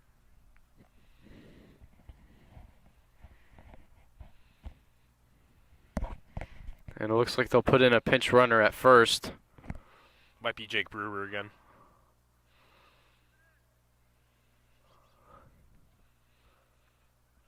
So pinch runner coming in for Jesse Allen. We see Jesse Allen get subbed at a lot. Yeah, not the fastest guys in the lineup. There's a lot of speed on the bench for the Red Devils. They can definitely sub somebody in when they need to. Raymond versus Bettino. That ball hits the ground, and that's going to allow for safe runner on third. That's Cantiliano. Yeah, oh my it's Cantiliano. God, Wow. did you see the speed from him? Cantiliano is super speed right there. Phenomenal run from Danny Cantiliano, and now you have runners on second and third. Perfect situation for Hunterdon Central. And that's Cade Cantaldi, the pinch runner. He was Cantaldi, able to advance to second, so they pulled a double steal there. And they intentionally walking him, yeah. Wow, okay, yeah. So base is now loaded. Patino, Cantaldi, Cantiliano. It's now Trey Garudi at bat here with 1 out.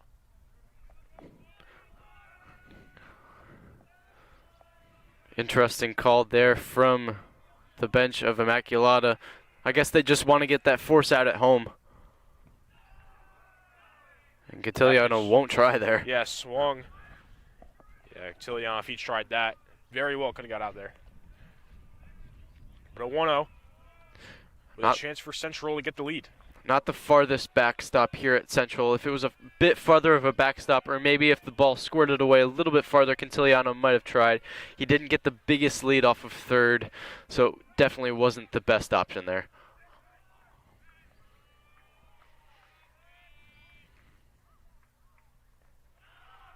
That ball goes low into the field. 2-0 count for Raymond. And the dugout for Immaculata, Lucas, has been struggling.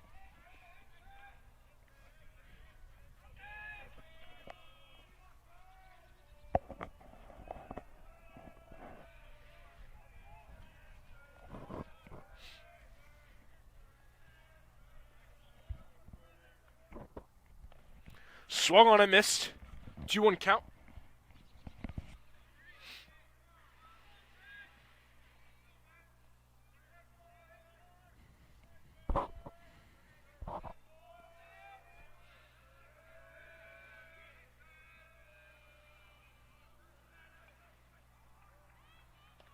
Another strike. 2-2 count. It's Garudi at bat.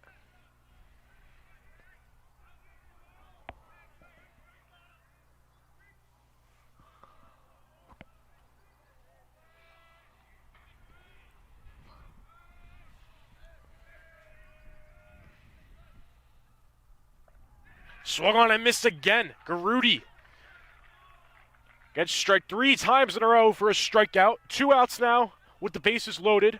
Mike Brunetti up at bat. A lot of pressure on Brunetti, Lucas. Safe to say. Bases loaded, 2 outs.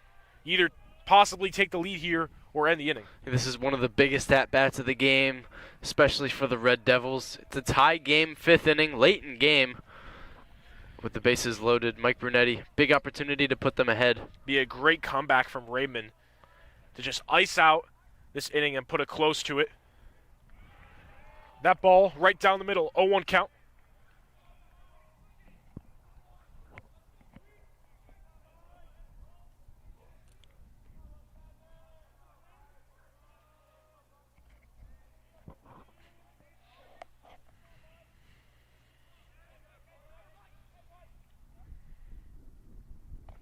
Swung on and missed. 0-2. Raymond has looked much better these last 2. 1 strike away to put this to an end to keep it tied. It's Brunetti at bat, bottom of the 5th. 2 outs, bases loaded. 0-2 count.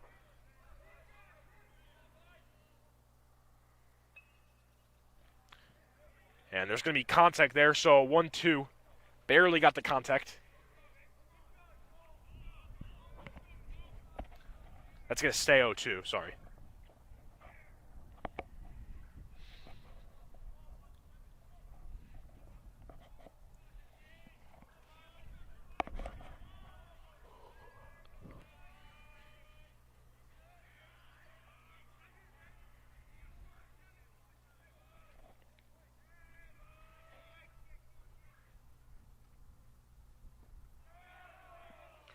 They're going to call that one a ball.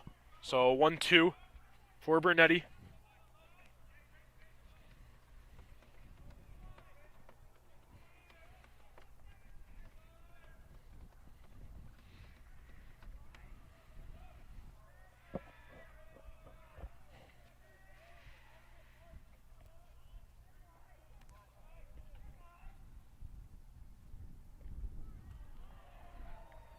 They're going to call it a ball.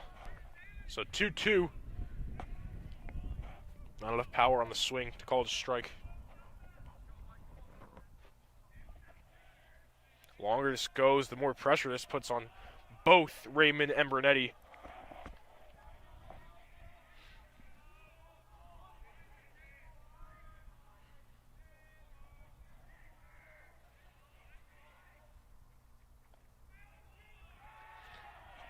Close pitch there again. They're going to call that a ball. That was a really close one, Lucas. I agree.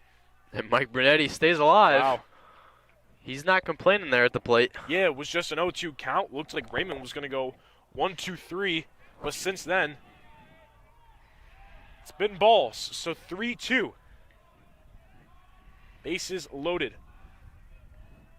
2 outs.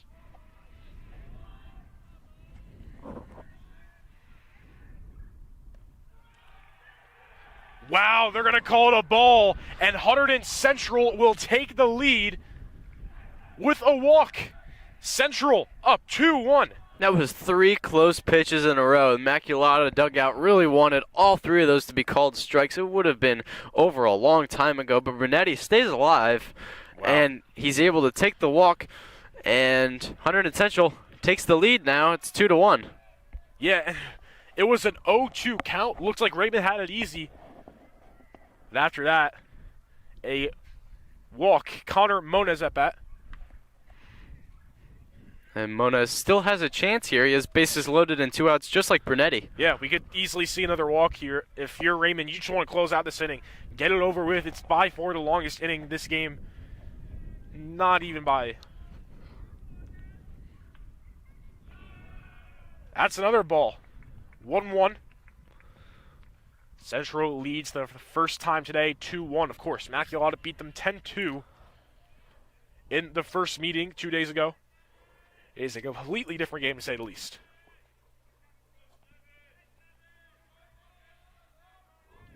Still anybody's ball game. Outside, 2-1.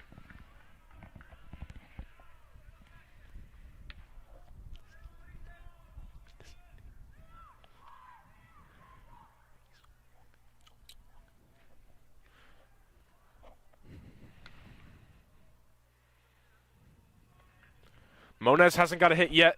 Was walked once, grounded out previously.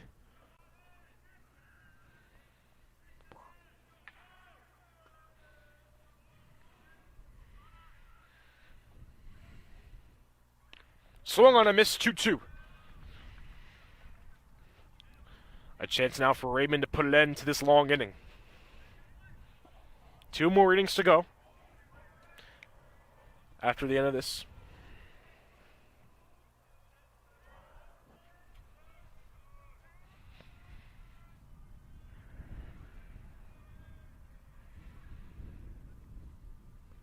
Swung on a miss. The Immaculata finally puts it in to the bottom of the 5th, but Hunterdon Central takes the lead 2-1. 2 more innings to go. Stay tuned.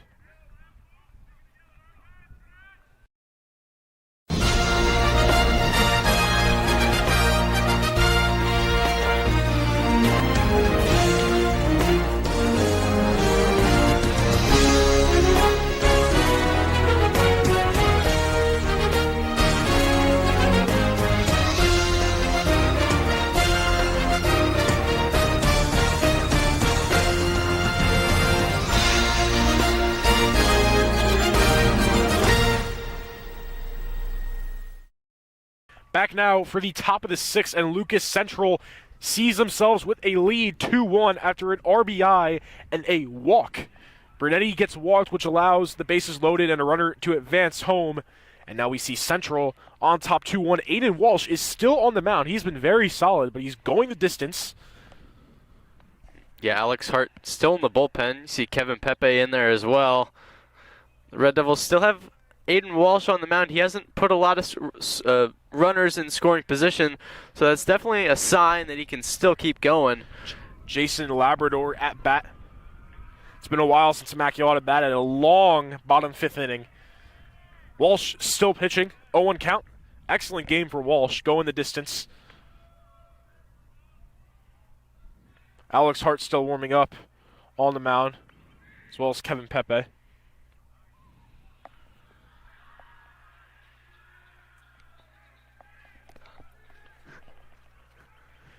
It's a 1-1 count.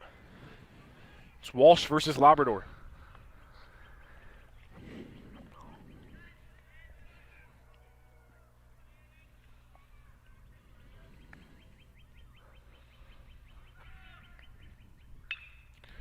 Ball hit hard. Go to the outfield. Cantiliano with it. Throws it back. And only a single for Labrador. Labrador's first hit of the game. Good start for Immaculata. Jaden Kappa Dinka. That was just a great piece of hitting there from the Knights. So he was able to put that one into the gap. Cantiliano, oh my gosh, just the speed coming from Cantiliano in center field, moving all the way to left center, and it was in the gap. So you'd expect him to go for the double there, but Cantiliano able to get that one in really quickly. Looks like Central talking things over. Walsh and the Red Devils.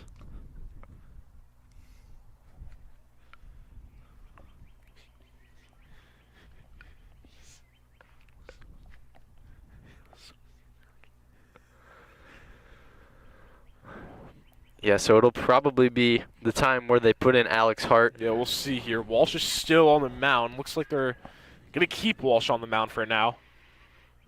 Alex Hart coming out of the bullpen, going back into the dugout. Yeah, You could assume that he's getting ready. Pepe's still in the dugout. Hart goes back.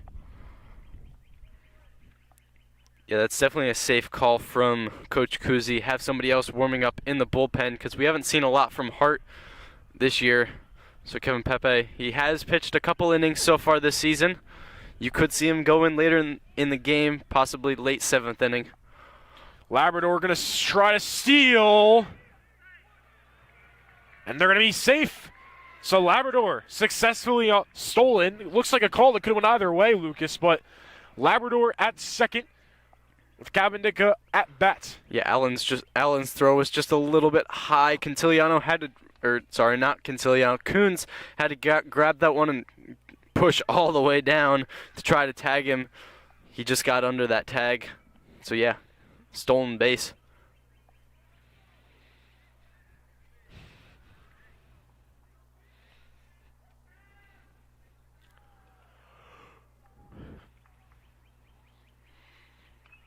That ball swung on back.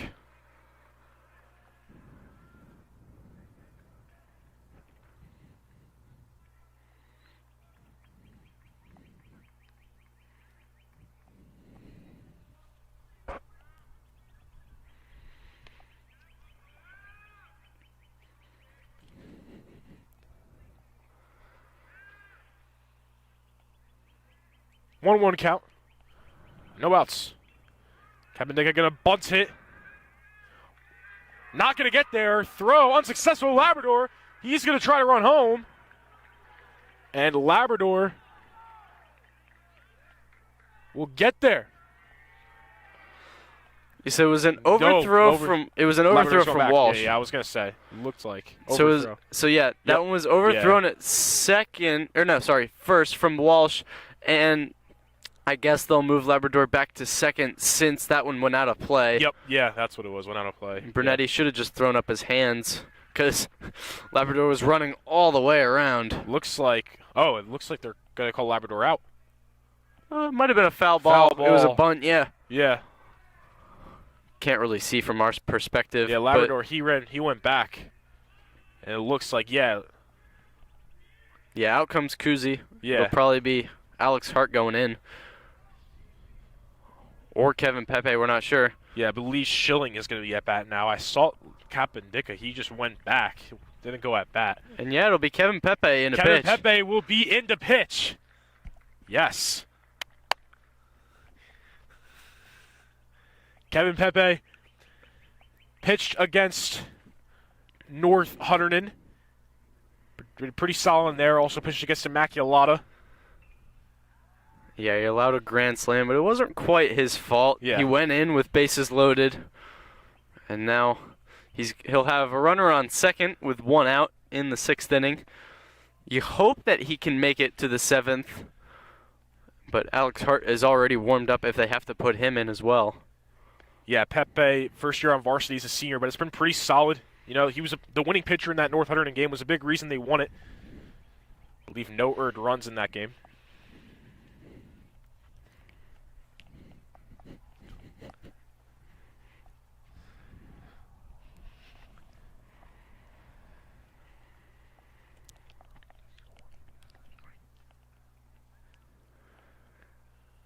So it's 2-1 Hunterdon Central leads. It's one out at the top of the 6th with Jason Labrador on second.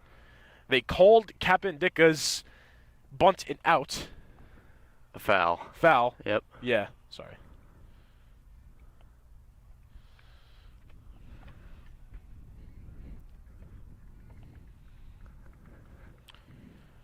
So Kevin Pepe will be the relief pitcher.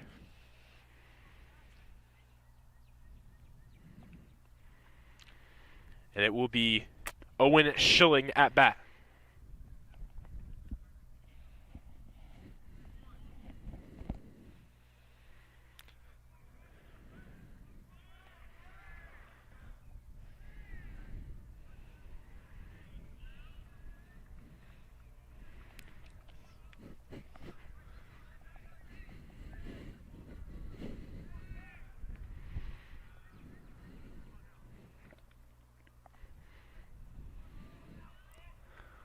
It's Pepe versus Schilling.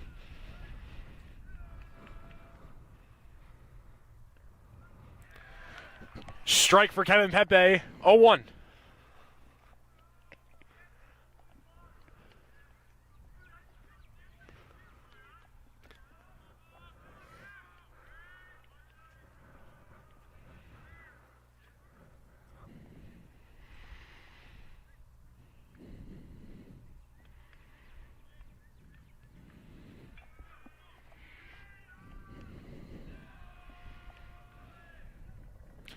Swung on and missed. 0-2 count.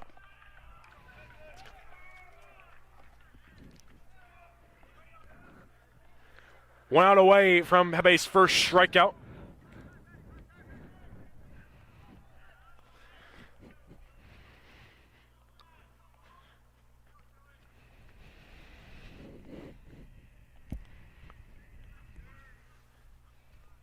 Oh, 2.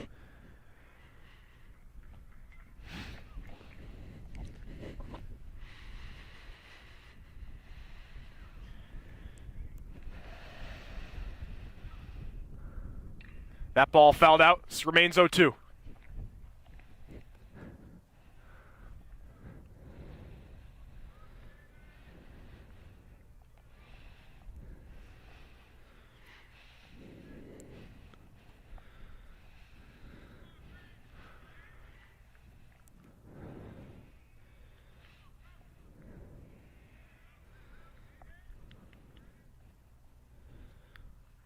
That ball swung on and missed. And it's the first strikeout for Kevin Pepe.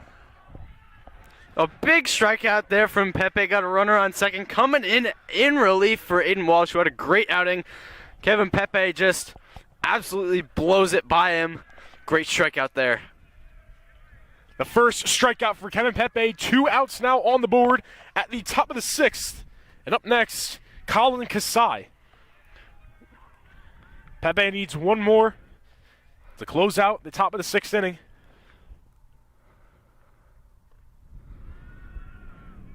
That ball outside, 1-0. Pepe did pitch in the game against Immaculata last game. He had, let's see, he only had 21 pitches. Yeah, they had a lot of pitchers in the Immaculata game. But they did have, but Immaculata does have experience with him on the mound.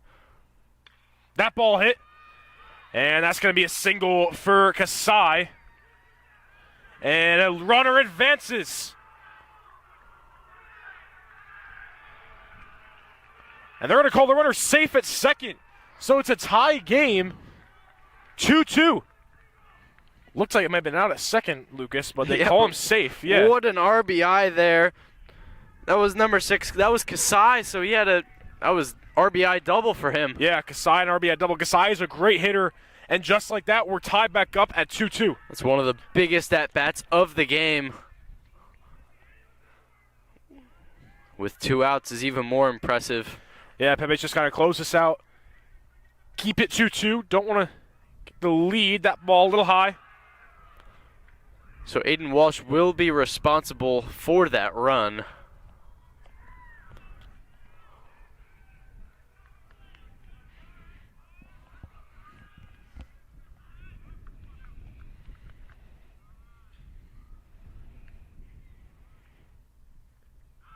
Oh, it's going to be hit by the pitch.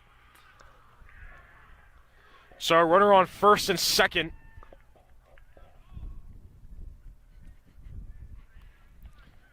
Still 2 outs, though, so they just need one more. That was Connor Quinn that was hit by the pitch, so Daniel Brea now at bat.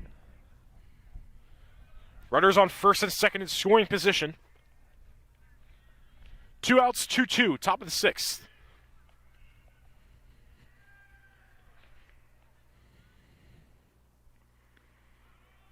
That ball a little high, 1-0.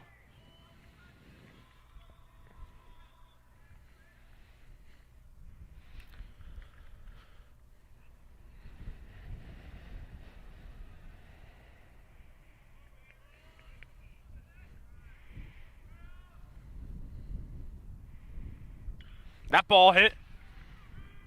And an easy out there at second for the ground out.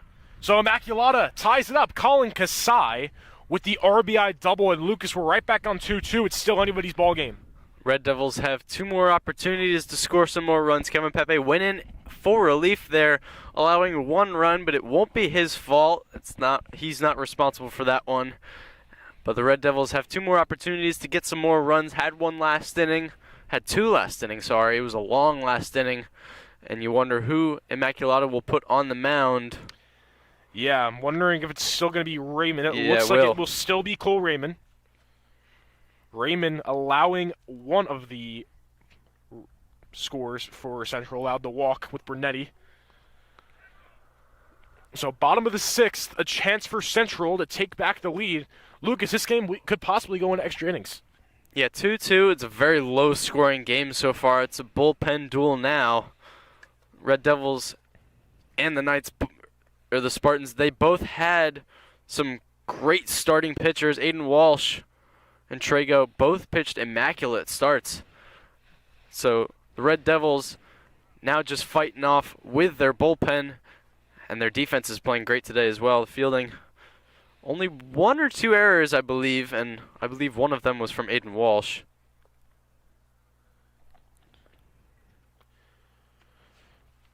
So 2-2 after a phenomenal hit by Colin Kasai. I wonder if we'll still see Pepe in the 7th or if they'll bring in Alex Hart.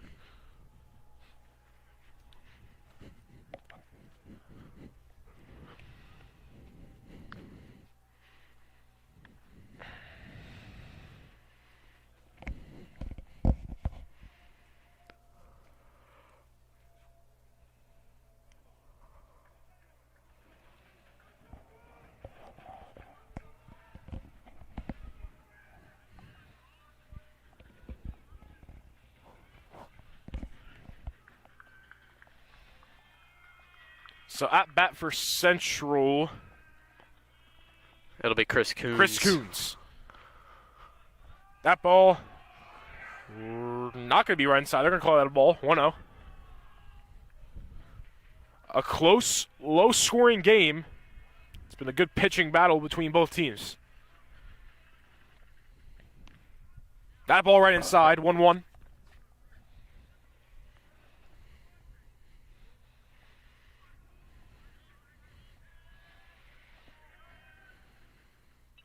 Swung on, fell back, 1-2.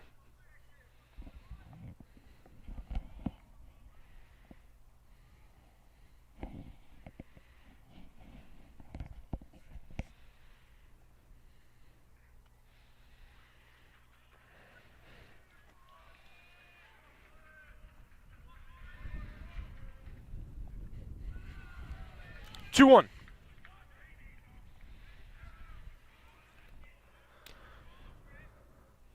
This is the first maybe full inning Redmond pitches unless he gets taken out. That ball high up, 3-1 count. 3-2 count for Chris Coons.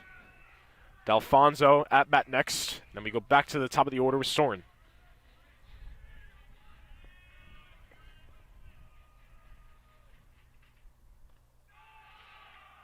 And oh, they're going to call that one a strike. wow, so Chris Coons gets striked out. He thought that was easily a walk.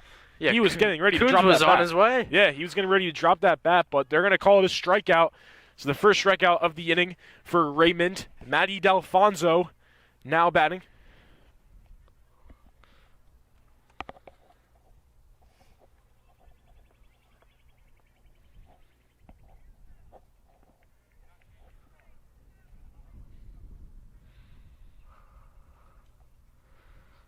Obviously, Central not happy about that one. Coach is out there trying to talk the umpire out of that one, but Yeah, but they're not going to change not that. going to change the Yeah, call. not going to change the call.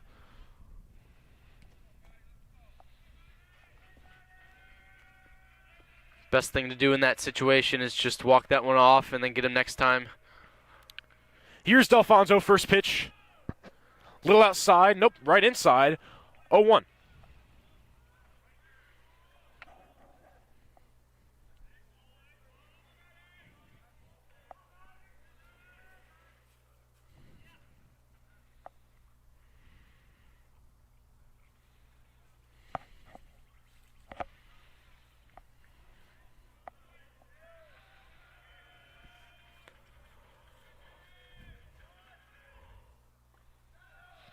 Little low. 1-1.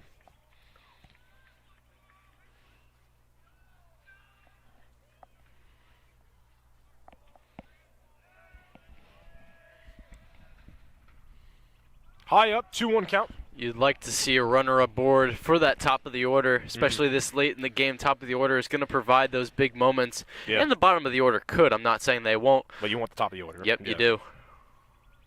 Top of the order. Mostly, or usually, it's the best hitters. That one was high up, 3-1 count. One pitch away, or ball away, from Delfonso being walked.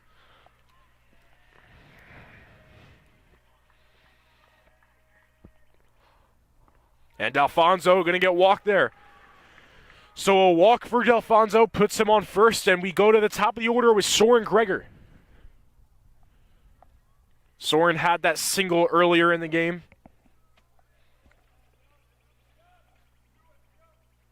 Central looking to regain the lead. They had it at 2-1. Immaculata tied it right back up at 2-2. Anybody's ball game.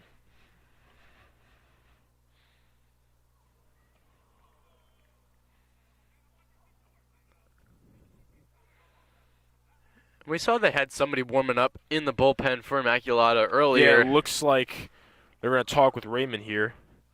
We'll see if they bring on a new pitcher.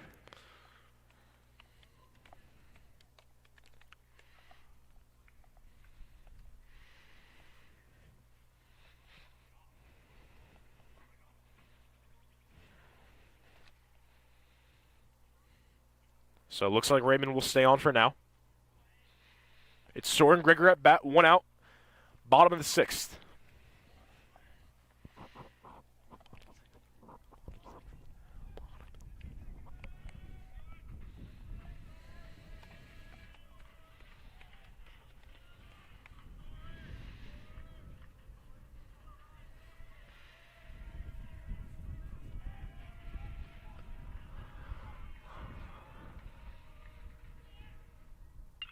That ball hit, not going to be inbounds.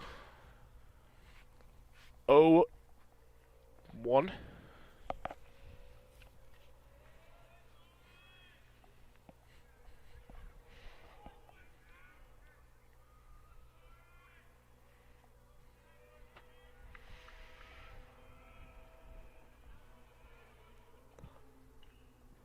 Contact on that, stays 0-2.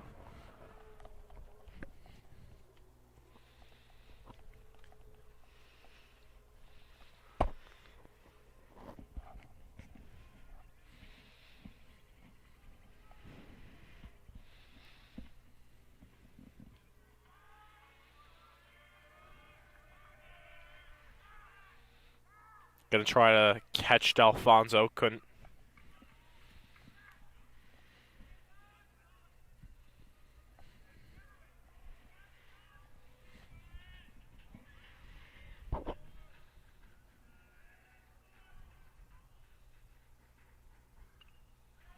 Contact once again, but goes back.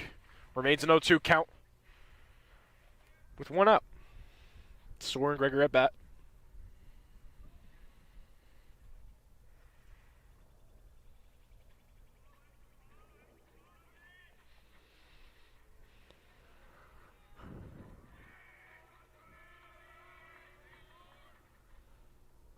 That ball's outside. 1-2 count.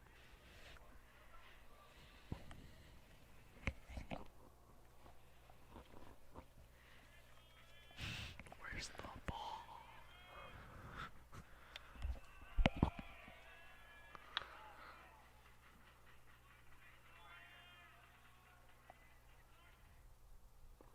That ball will be low.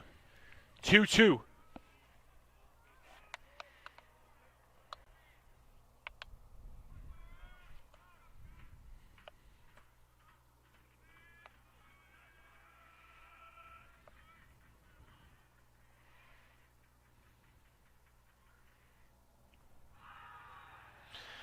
hit by the pitch is Soren Gregor.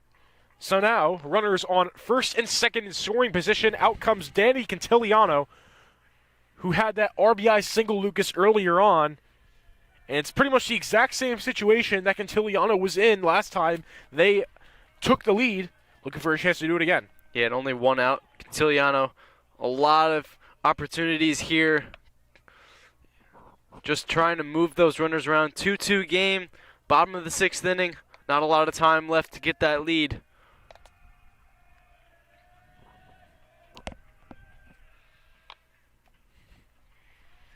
Runners on first and second. Scoring position, one out, bottom 6th. Right down the middle. 0-1.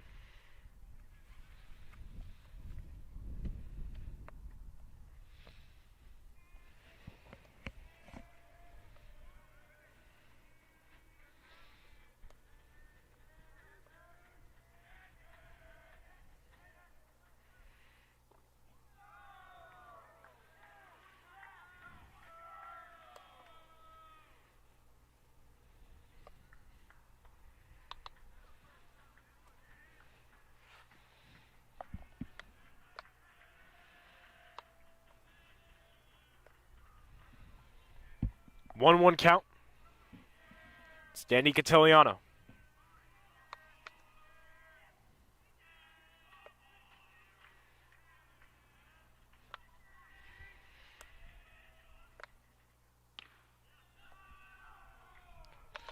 Ball 2-1.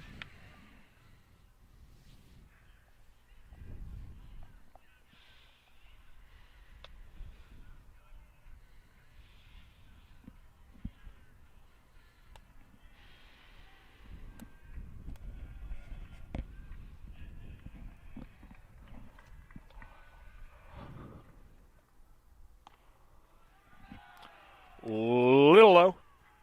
3-1. A chance here to get the bases loaded. It's Cluel Raymond, the pitcher. Yeah, if he walks him here, definitely look for the coaches from Immaculata to pull him and put somebody in from the bullpen. Get a new look on the Red Devils lineup.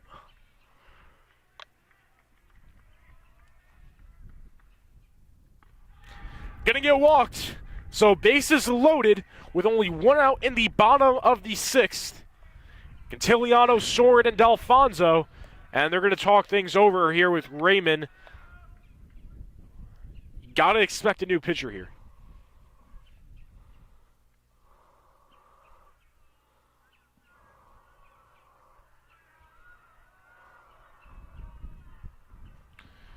The team's going to talk things over. We'll see if they bring in a new pitcher. And yeah, they are. They pulled out Raymond. So let's see who the new pitcher is.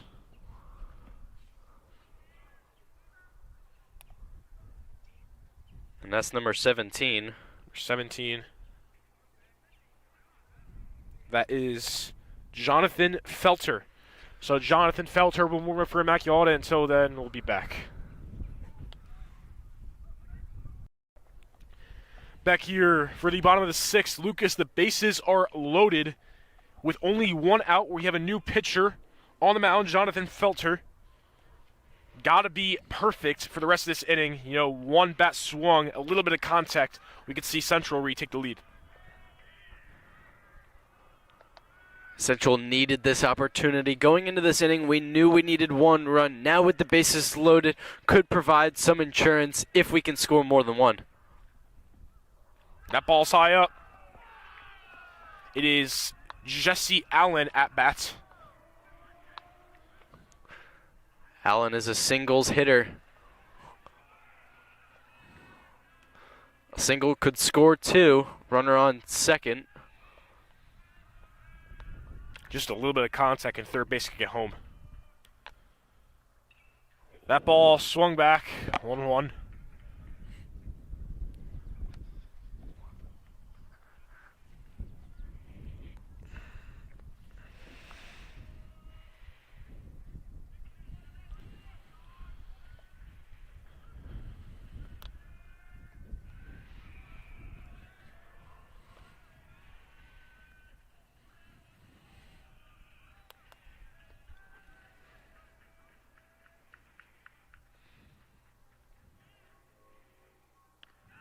High up, 2-1. Allen definitely trying to be patient, trying to work a walk if he can. A free run is not going to hurt him. Definitely wants to be patient in this situation, but if a pitch he sees comes his way, could score multiple runs.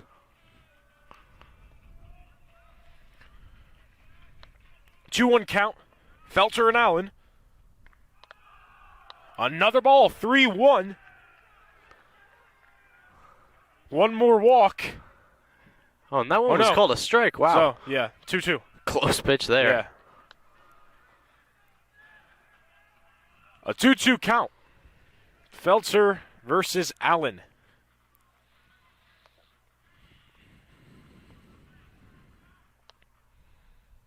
Swung on a miss and a strikeout from Felter. One more out to go, and they keep this tied at 2-2. And Bettino now at bat. That's definitely what Felter went in to go and do. Cuss put him in, trying to just work his way out of this, and that was the first step toward working his way out of the inning. Bases loaded still, but now there's 2 outs instead of 1. Can't score off of the sacrifice fly. And Felter just trying to strike out one more. That ball's high in the air. 1-0. It would be a big missed opportunity here for Central to not take this lead. Bases loaded. It's Cantiliano, Sorin, and D'Alfonso.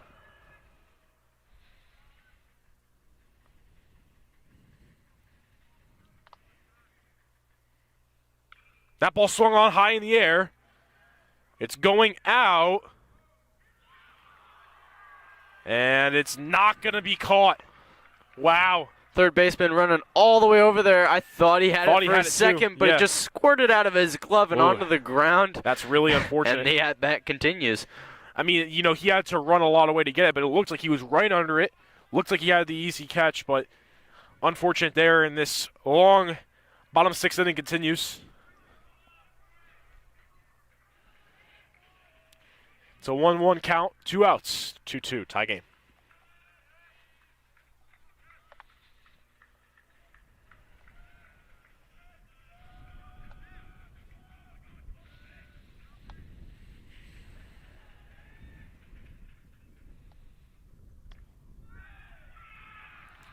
And they're going to call it a ball, not a check swing.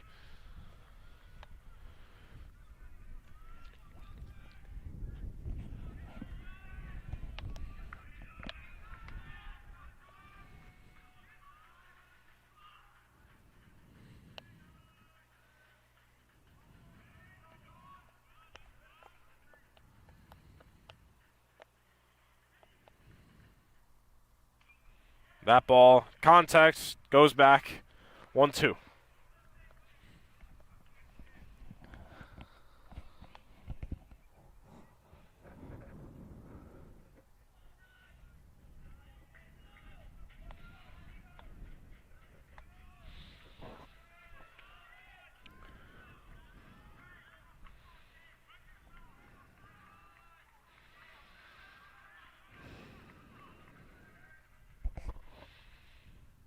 That ball hit. And it's going to be the easy ground out to first. And Immaculata keeps this tied up at 2-2. And we are going to the final inning. Tied up. Immaculata, Hunterdon Central. Stay tuned. So we are here for the final inning. The top of the 7th, Immaculata versus Hunterdon Central. Central had the bases loaded, but a ground out stopped them. Kevin Pepe still the pitcher at the top of the 7th. And Immaculata looking to take the lead at 3-2. Up to bat, I believe, is the DH Aiden English. It will be. Pepe versus English. First pitch ball, 1-0.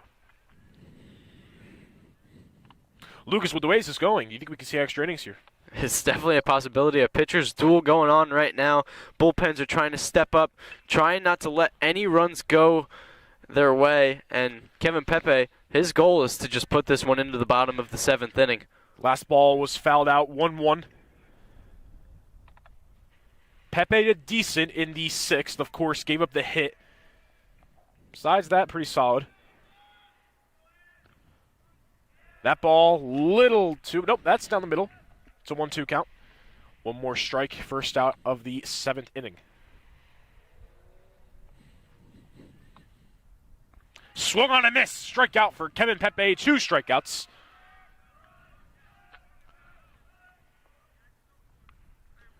So English gets striked out. And the 9th batter, Jackson Lewis. After that, back to the top of the order with Luca Cantanzarite.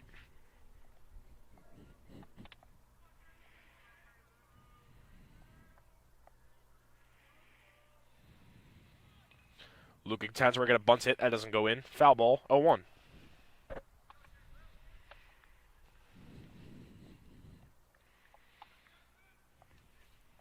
Pepe's goal is to just put this one into the bottom of the 7th and then give it to his offense to take it away and hopefully walk this one off. That ball in the ground. 2-1 count. Excuse me, that's a 1-1 count.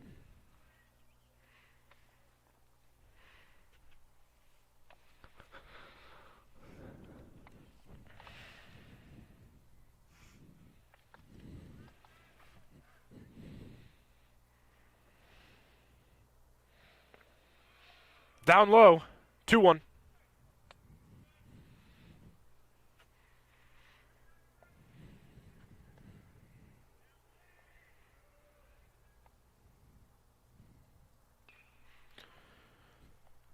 Fouls out, 2-2 count.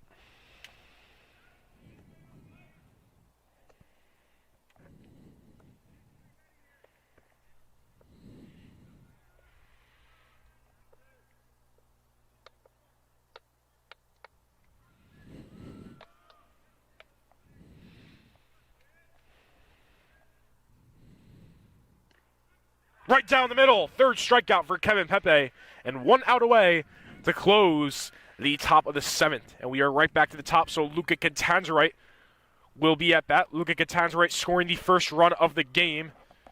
And it was 1-0 Immaculata for a very long time.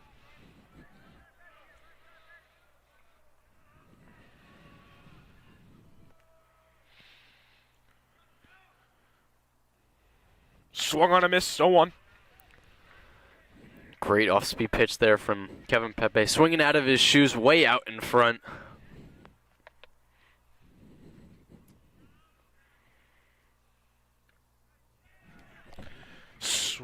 Strike there, inside, 0-2, 1 strike away.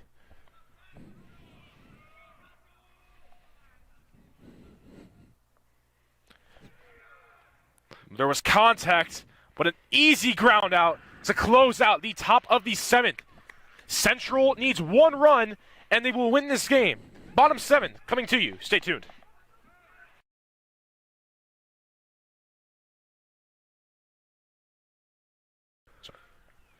Back here, Central, Immaculata. Baseball, bottom of the 7th. Lucas, it's tied 2-2. Central with a chance to walk this off. Yeah, so they got Trey Garudi leading them off, and then it's the top of the order and a couple batters. Central getting players warmed up in the bullpen in case this goes into extras, but the goal is to not let that happen. Here's Garudi. That ball's striking out. Just 1 run is all we need to walk this one off. It's the bottom of the 7th inning. It's been a pitcher's duel, Brad. Yeah, safe to say the least. Swung on. That's fouled out. 0-2.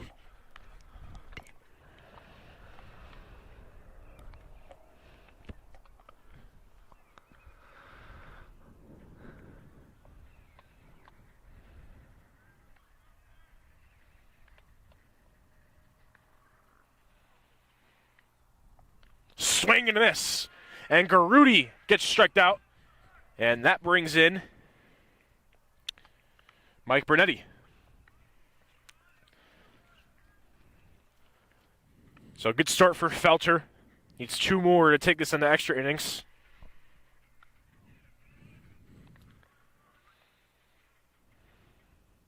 Swung on a miss, 0-1 count. This is Felter's 2nd or it's technically first and a half inning. That ball high. 1-1.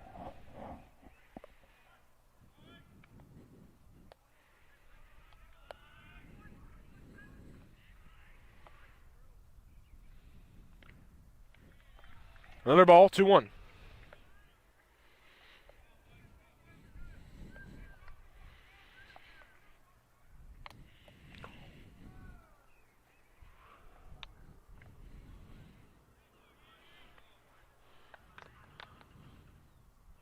Swing and miss. 2-2 count. Felter doing a great job so far.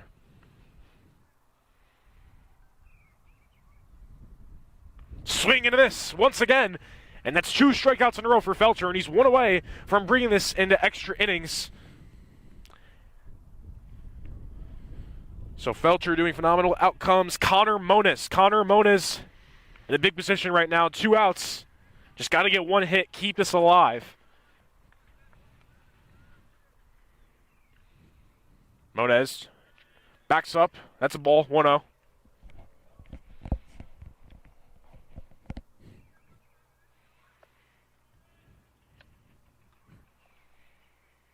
Another ball, 2-0.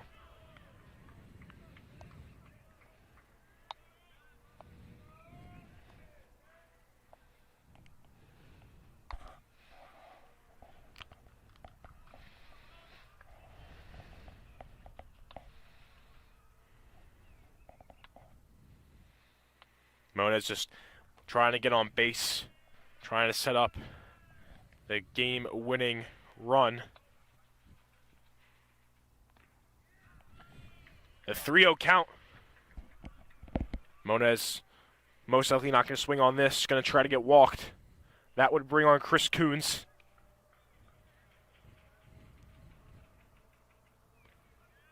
Right down the middle, strike 3-1.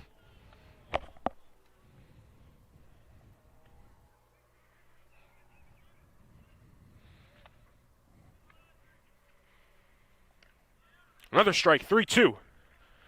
Felter is 1 strikeout away from ending the inning.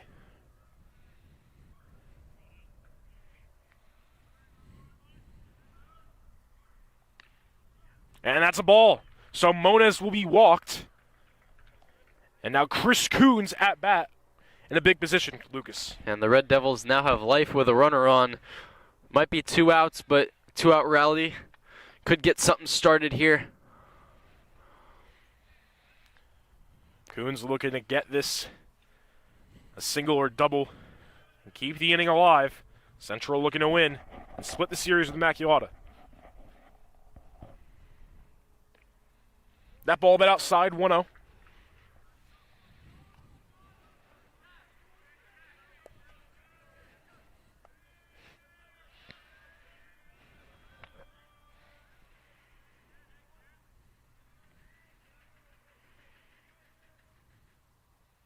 That ball high up, 2-0.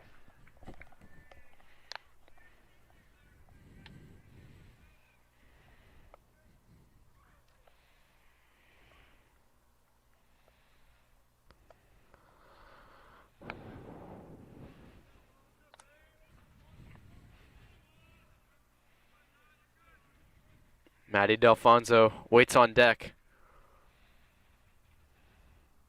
Low. Or no, they're going to call that a strike. 2-1. Just inside.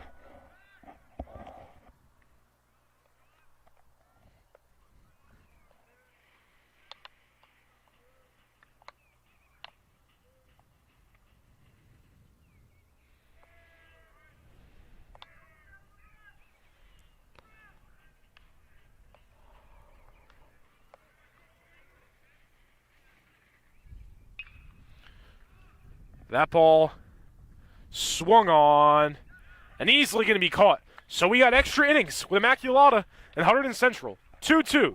Stay tuned. So we are in extra innings. It's the top of the 8th. Jason Labrador to start off batting for Immaculata. Lucas, it's been a pitching battle. That's all we can really say. Yeah, Kevin Pepe had 3 strikeouts last inning in relief. Looking to do it again here. He's still on the mound. Immaculata just trying to get a run on the board so they can go into the bottom of the 8th inning with hopes. Yeah, Pepe had a really good last inning. Labrador. That looks like an easy ground out. It will be. So early out there. All it took was one pitch. And now Jaden Kapendis-Dicka will be at bat.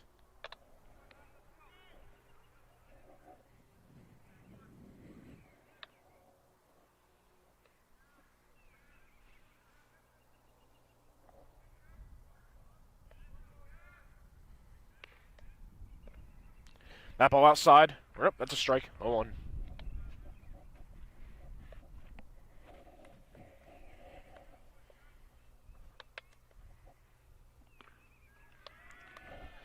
Another strike. 0-2. Pepe looking to end this quick.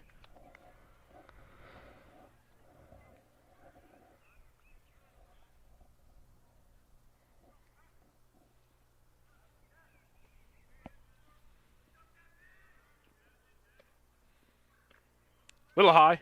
1-2.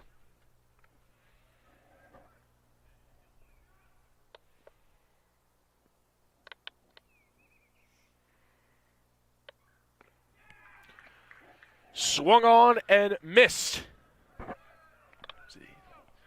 And that is the second out.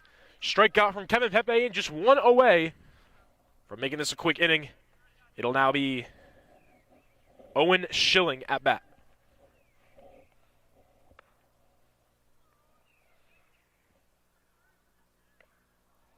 See Cole Jacobus warming up in the bullpen for the Red Devils. That ball right inside 0-1. Definitely want to have more pitchers available. Immaculata, they went to 13 innings their first game of the season against Bridgewater. That ball also inside 0-2. So you definitely want to have pitchers available in case that were to ever happen.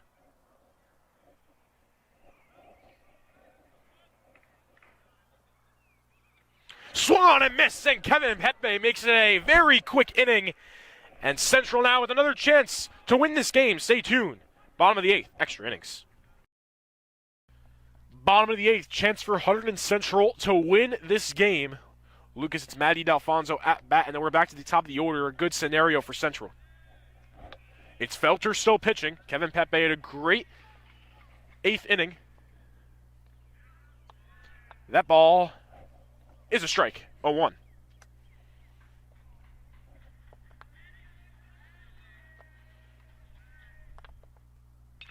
That ball hit, and that's going to go far.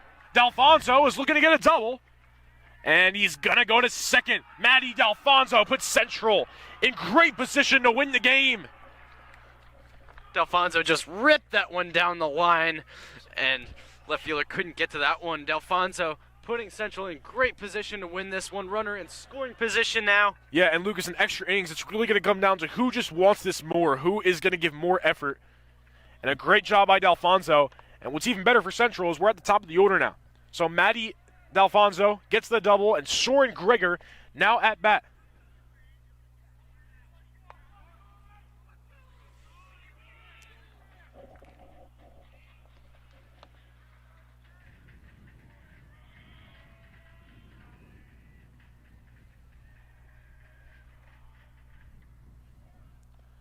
Soren tried to bunt that one. Unsuccessful there, 0-1.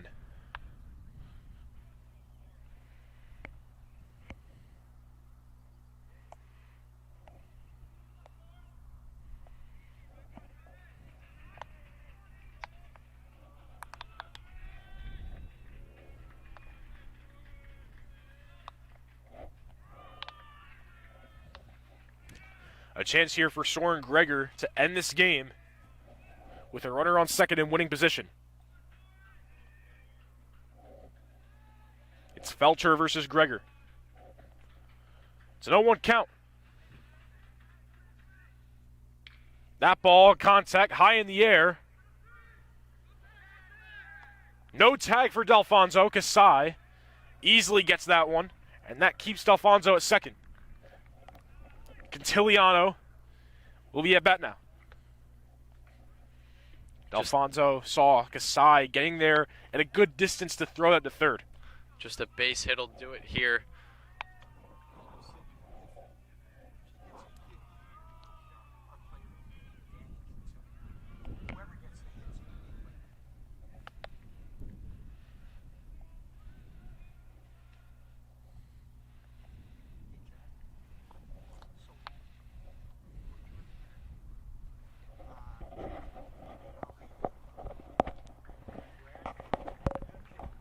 Oh, yeah, I got it.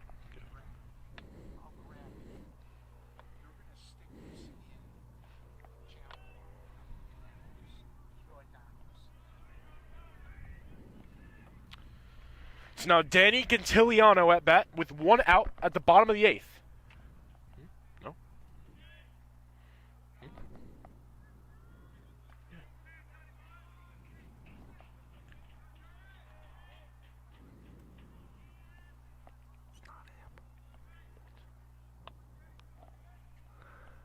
It looks like Chase Reinhardt is up to bat. Okay. Cantiliano taken out. Yeah. You wonder why they took him out. Cantiliano, one of the best hitters in the lineup. So Chase Reinhardt now at bat. Interesting decision here. That ball hit high in the air in the infield. Labrador is right on that. And will catch that with ease. So now 2 outs for the Spartans, 1 away. All right, so I see what happens here. So Cantiliano was intentionally walked to first. Okay, we didn't see. So Chase Reinhardt was pinch hitting for Jesse Allen. Jesse Allen. Okay. So now it'll be Anthony Patino. So we didn't see that Cantiliano was intentionally walked, but he was. So smart decision there by Immaculata, honestly. But now Anthony Patino in a big position. 2 outs at the bottom of the 8th. A hit here could potentially get Central to win this game. Felter, the pitcher. 2 outs.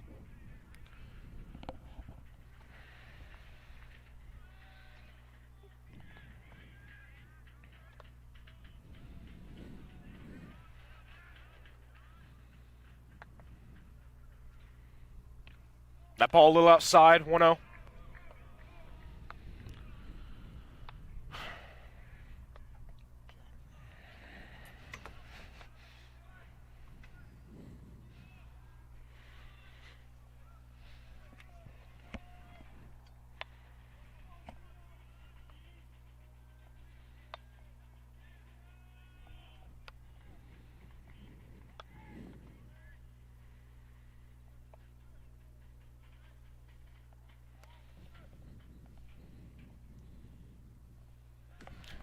That ball was swung on a 1-1 count.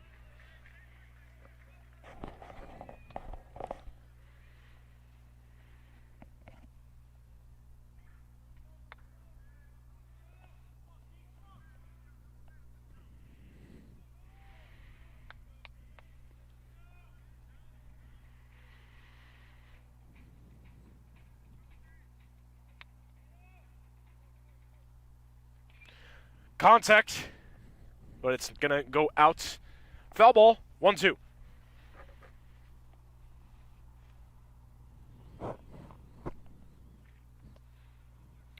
Tino hasn't got a hit yet this game. Has been walked once, yet to get a hit.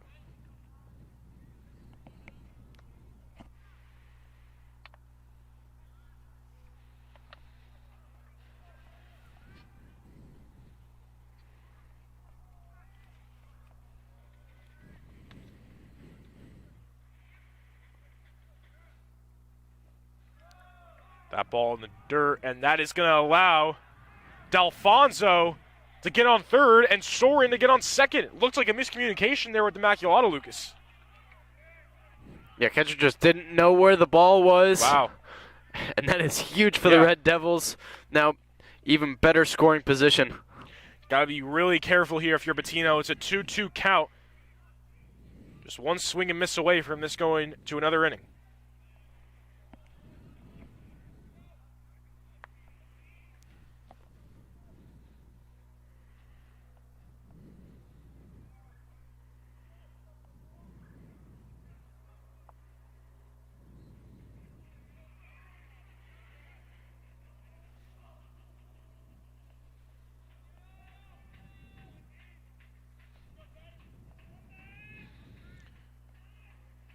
Here's the pitch. Felter. On the ground, it's a ball. 3-2 count. This is a big pitch here for Felter. Either walk and then load the bases for a new batter, or strike him out and move on to the top of the 9th inning.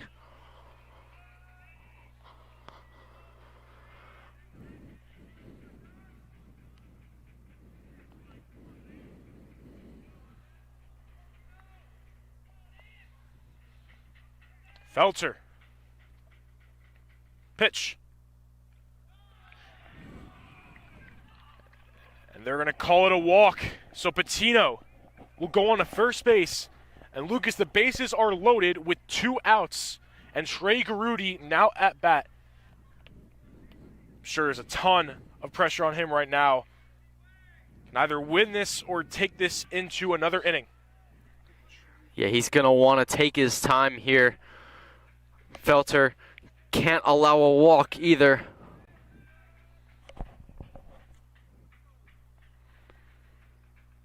Here's the pitch of Felter.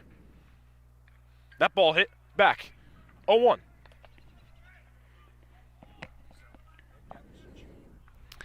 Trey Garudi, a junior. Easily the biggest at-bat of the day for the Red Devils. Yeah, and honestly, Lucas, at this point, every bat, biggest at-bat. But, yeah, definitely a big situation for sure. Bases are loaded, 2 outs. You get a run here, you win the game.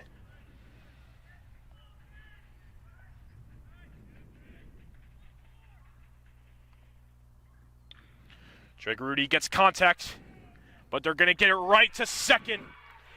And this will go into a 9th inning. This game will not end. Hunterdon Central, Immaculata, 2-2. Stay tuned.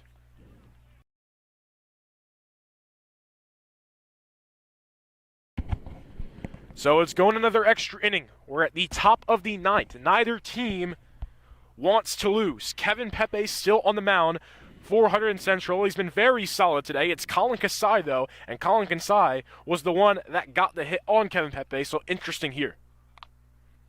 Kevin Pepe, three and out innings in a row. That ball hit high in the air. Trey Garudi's right on that, and easily going to get it. And Kasai, just like that, is out. First out for the Red Devils.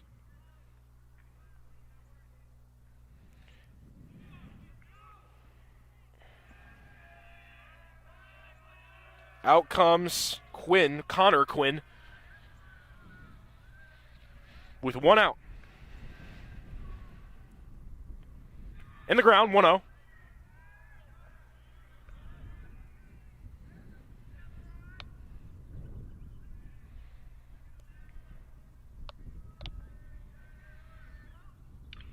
Contact made, but that's a foul. 1-1.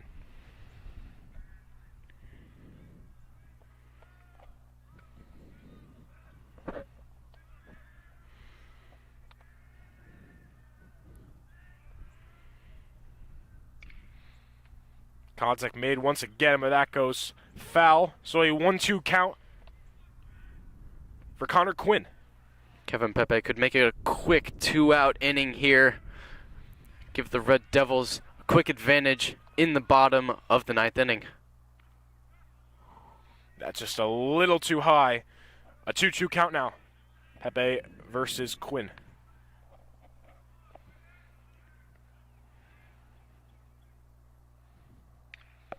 Contact made, but it drops back far. Stays 2-2.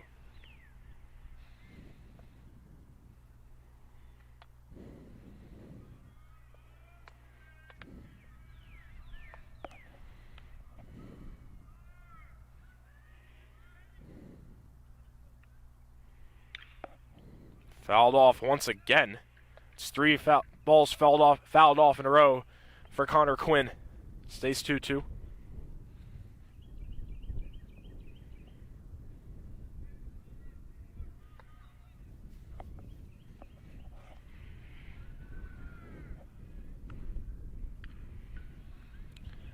That ball fouled off back.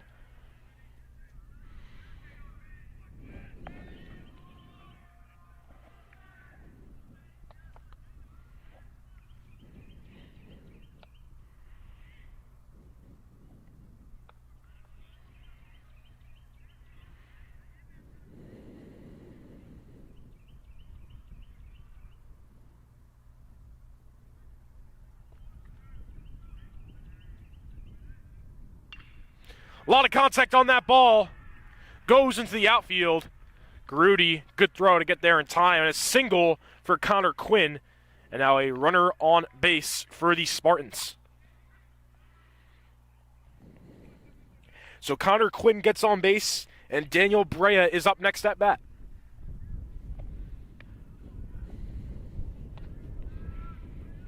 Brea has been decent today. Has a big hit coming his way. Only one out, bottom of the ninth. Top of the ninth. That ball high, 1-0.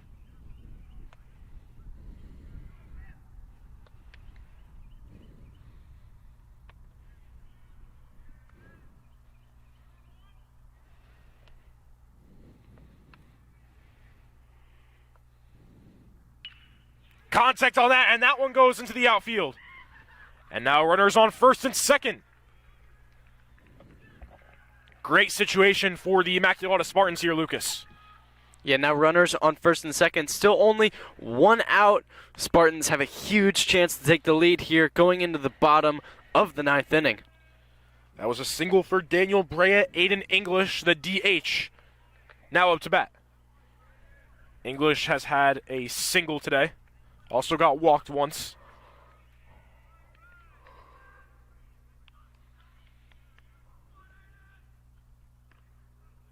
That one right down the middle. 0-1. Strike.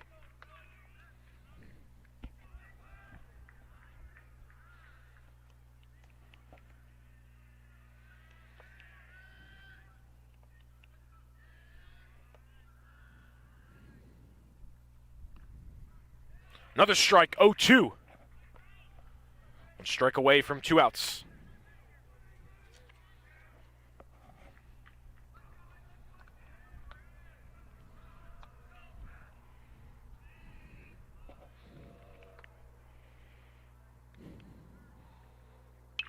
That ball made with contact. Runner looking to go home. And a runner will. And Immaculata takes the lead at the top of the ninth. 3-2. Just like that, Immaculata regains the lead, Lucas. And still have runners on base with only 1 out. Yep, that's 3 singles in a row for Immaculata. That's exactly what you want to do. Connor Quinn scored the run, and the RBI made by Aiden English. Now batting ninth for the Spartans, it is Jonathan Lewis. That ball outside, 1-0.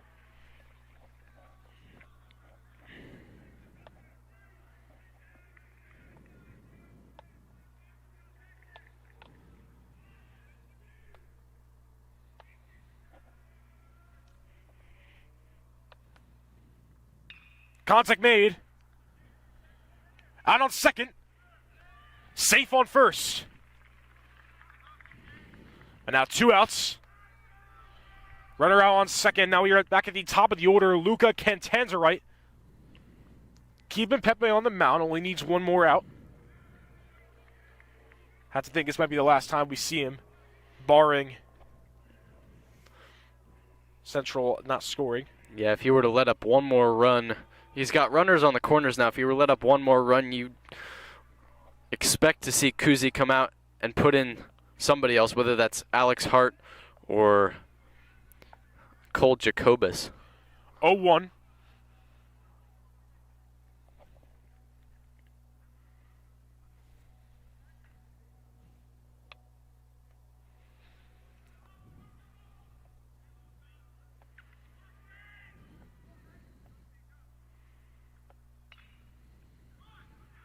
That ball hit. Can they get there in time?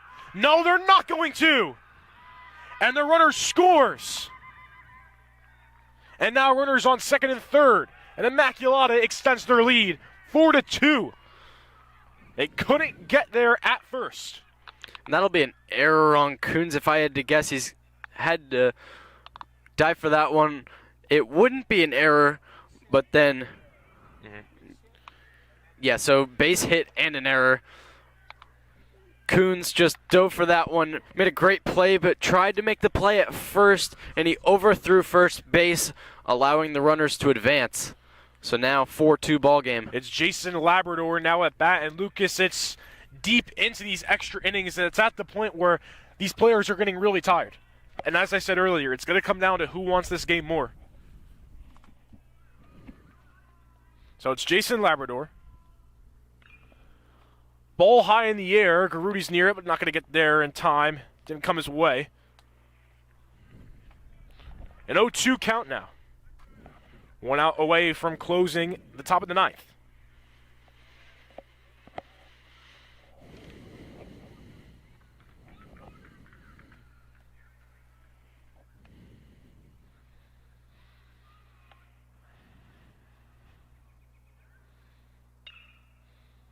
Pepe easily able to catch that, and that's a ground out. So Immaculata, 2 runs scored, up 4-2. And half an inning away from winning this game. Central still has a chance. Stay tuned.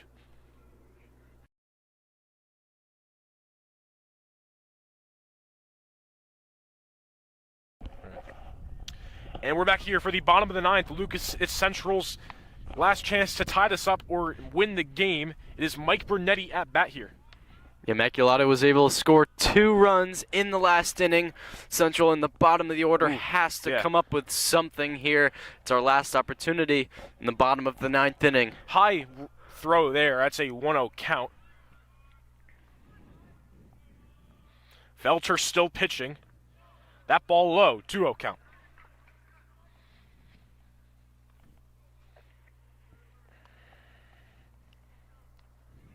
Yeah, in these late innings, it was basically Felter versus Pepe. Both were pitching in relief, and both were doing amazing.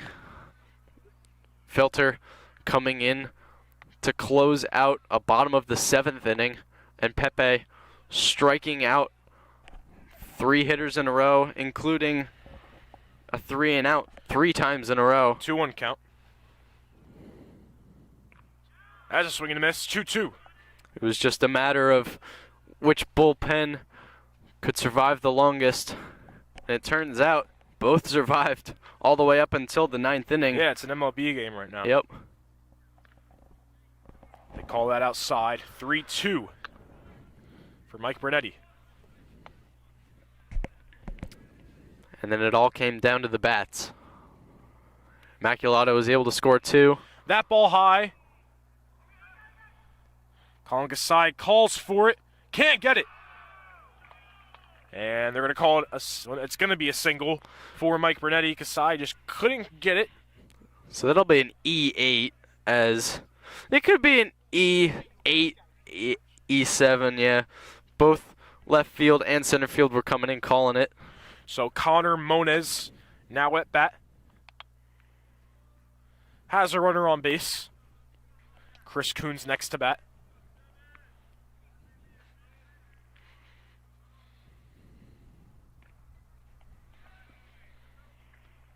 Call that a strike. 0-1.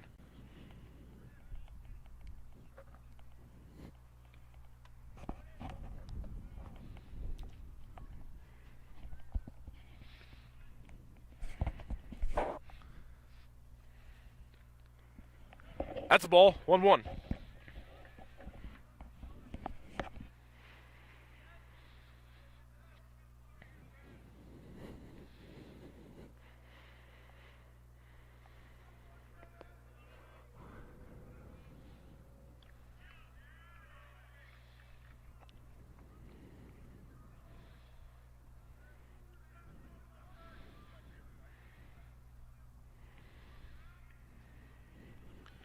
One-two count for Connor Moniz. Contact. Not going to catch it. And now runners on first and second. It's Moniz and Bernetti. And Chris Coons will now be at bat. Good situation here for the Red Devils, Lucas.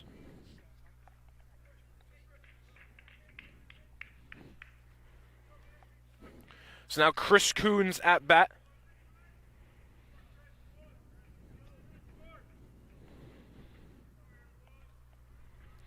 With runners on first and second. Runners in scoring position. It's 4-2, no outs yet. In the bottom of the ninth.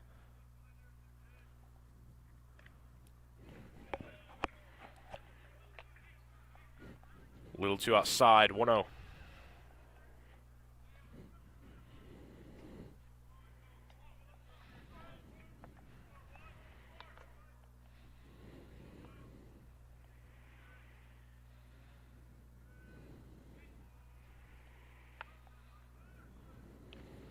Coons tried to bunt it there, couldn't. Bernetti was far away for a second. Got back in time.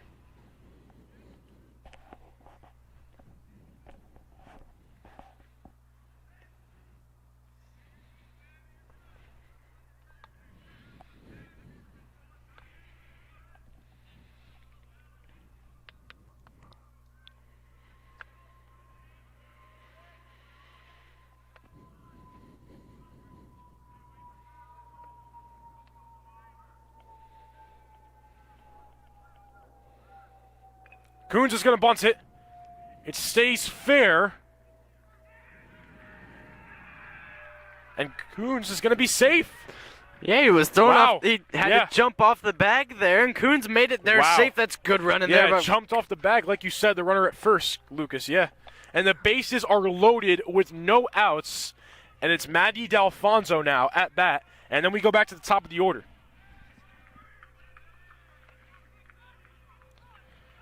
A big situation for D'Alfonso.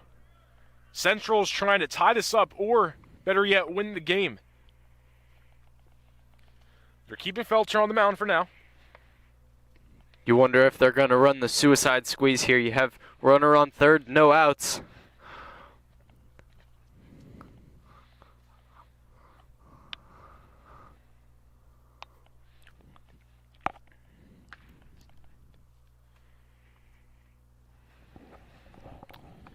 Looks like D'Alfonso's going to talk things over.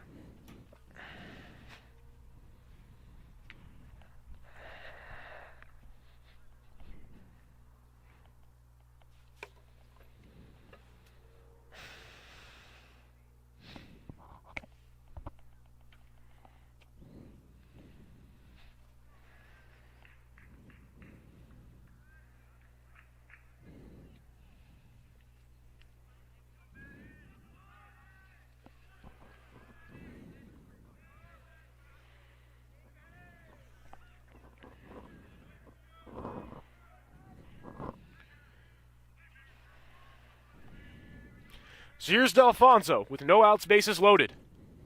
Swing and a miss, 0-1.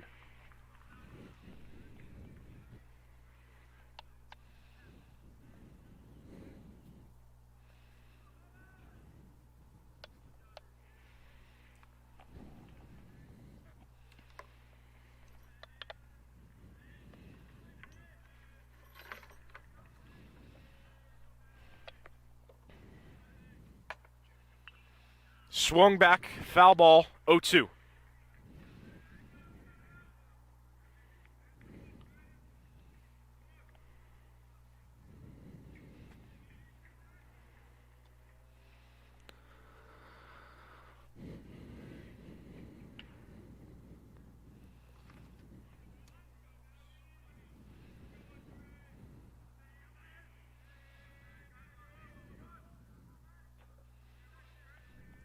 Oh, 2 count.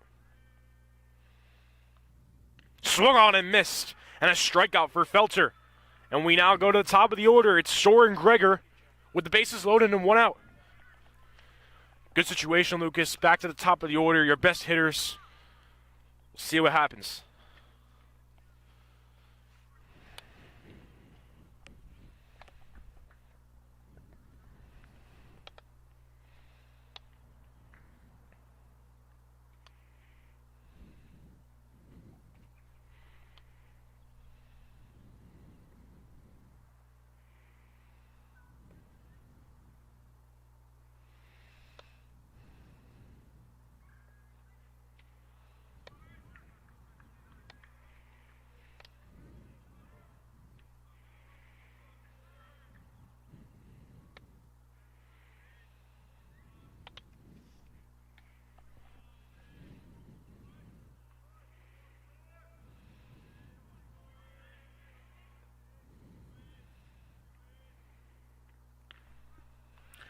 Right inside, 0-1.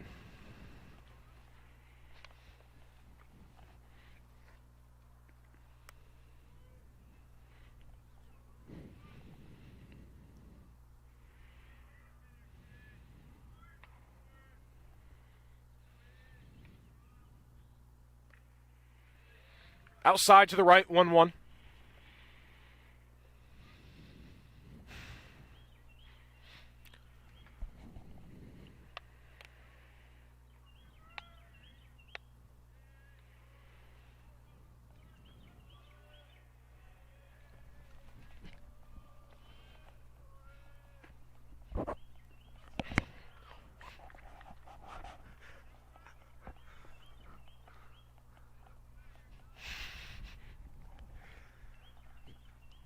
Two on.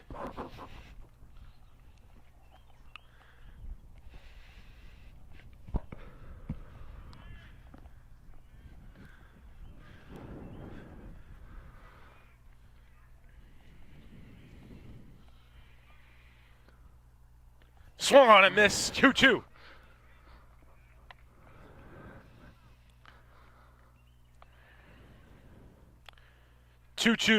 Felter versus Soren. Bases loaded. A hit here could possibly get a run or two.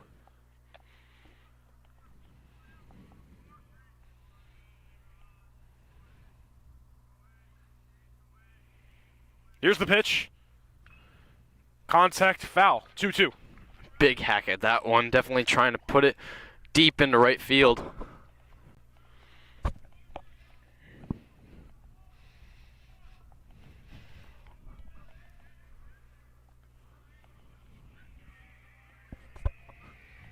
Two count.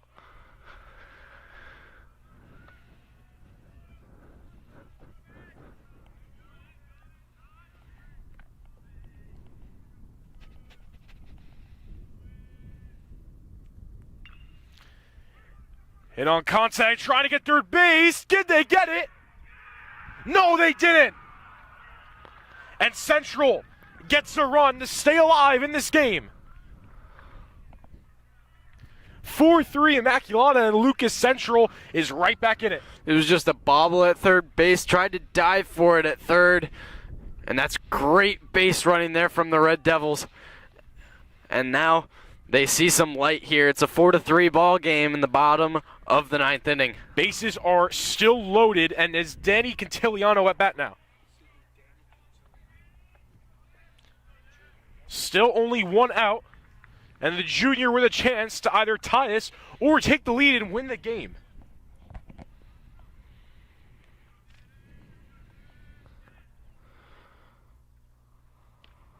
That's a strike, 0-1.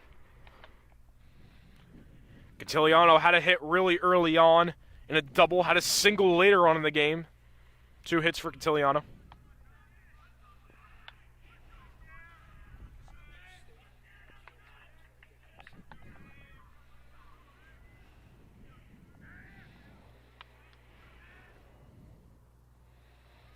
In the ground, and that's going to try to get Moniz, and Moniz will go home.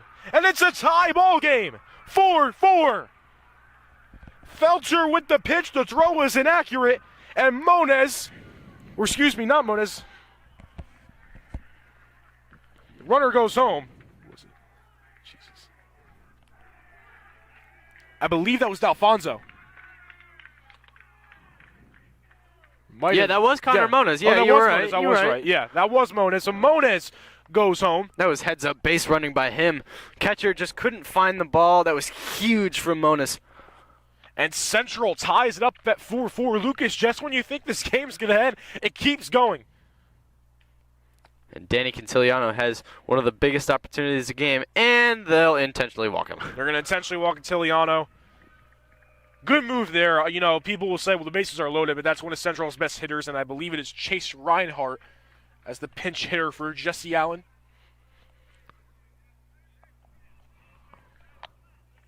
Still only one out with the bases loaded. They are keeping Felter on the mound. Central with a chance to win the ball game.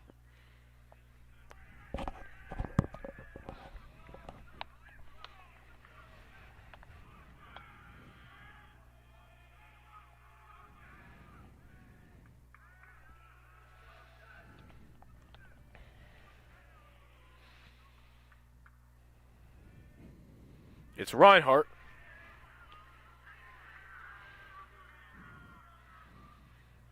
Bases loaded.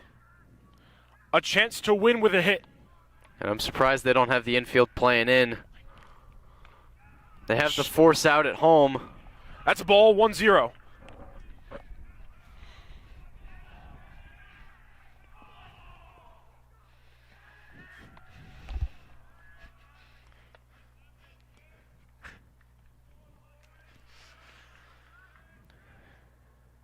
Contact made, and that's going to go back.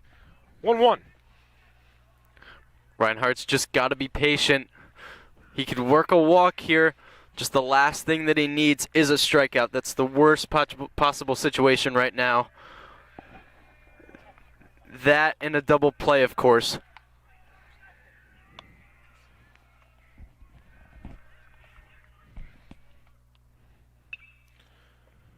That ball is going to go back, so a 1-2 count. A strike away from 2 outs. Felter worked himself out of a bases-loaded jam when he first came in to pitch. Can he do it again here?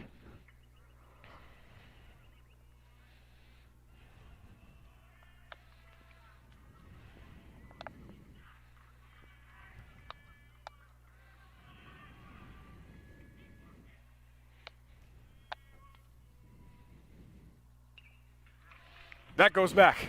Stays 1-2.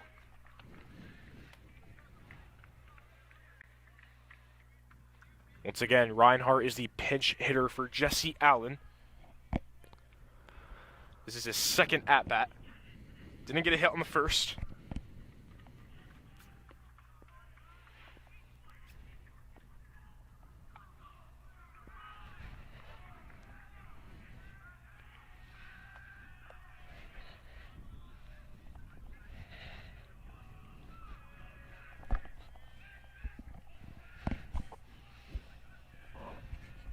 One-two count. Felter against Reinhardt. Bases loaded.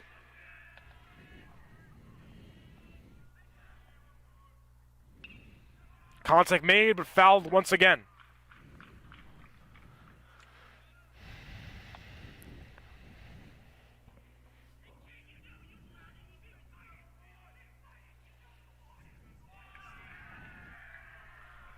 And Felter and the catcher are going to talk things over here, and makes sense, Lucas. This is a big moment. Can't allow anything here because Central potentially could win the game.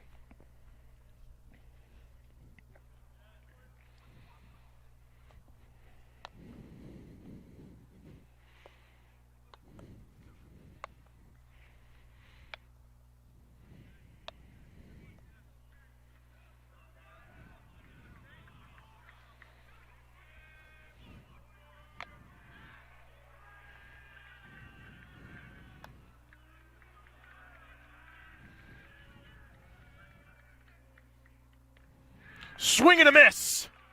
And Felter gets the second out of the bottom of the ninth. And 1 out away from taking this into the 10th inning.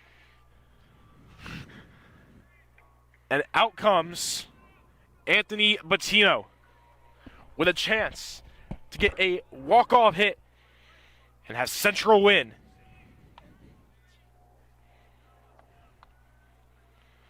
Bettino as well, pitches as well. He pitched yesterday against Phillipsburg, hitting today. He can do both. Big moment. Here's the pitch from Felter. Contact made.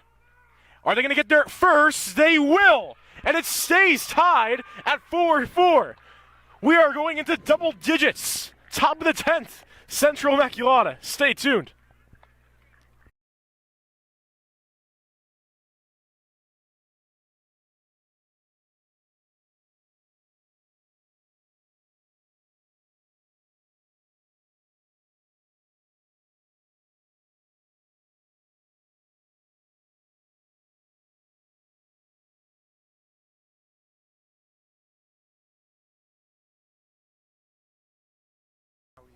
So we're back. It is the 10th inning, double digits, Central Immaculata. 4-4, it is Cole Jacobus. It is a sunset game here at Hunterdon Central. Cole Jacobus will be pitching. It was Kevin Pepe who pitched a decent amount. It's now Cole Jacobus. Sorry, Jack, I'm not trying to take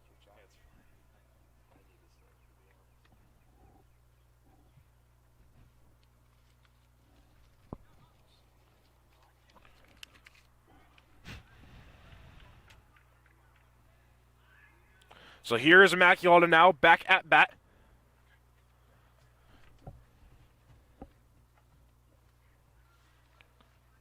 It's Jaden Kabakinda.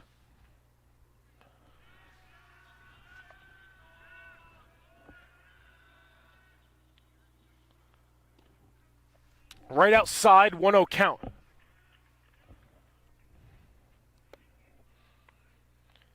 Jaden's been solid today. It's a new pitcher in Cole Jacobus.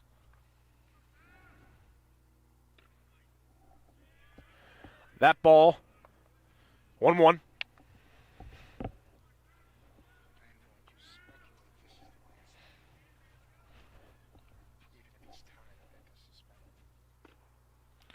Down low, 2-1.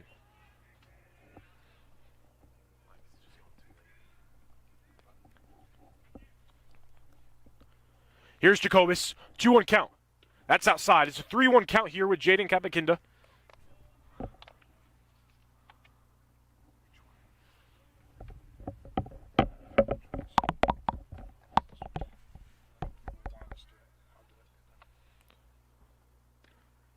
That ball's inside, 3-2 count.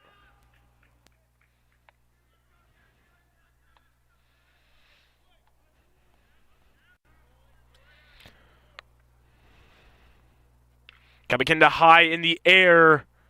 That's going to go foul. Stays at a 3-2. Kapindika.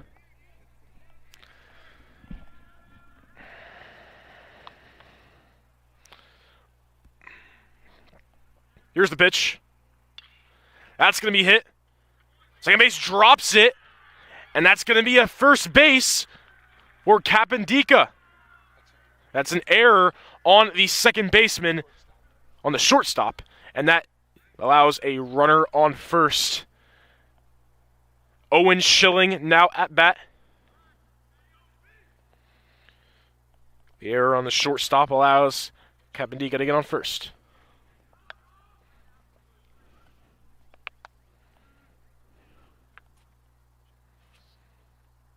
That ball hit high. That might have the distance. It will. It's a home run for Owen Schilling. And Immaculata takes the lead, 6-4. Owen Schilling in the clutch. Home run. And just like that, the Spartans are back on top, 6-4.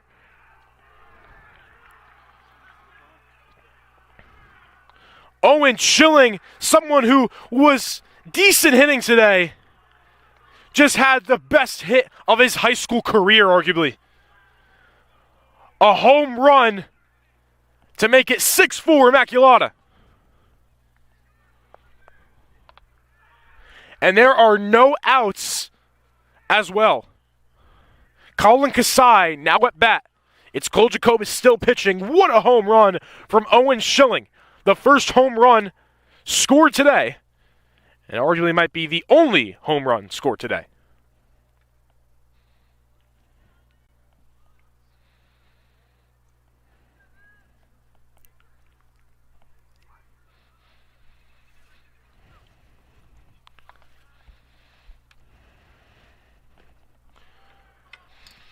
Ball right there, 1-0.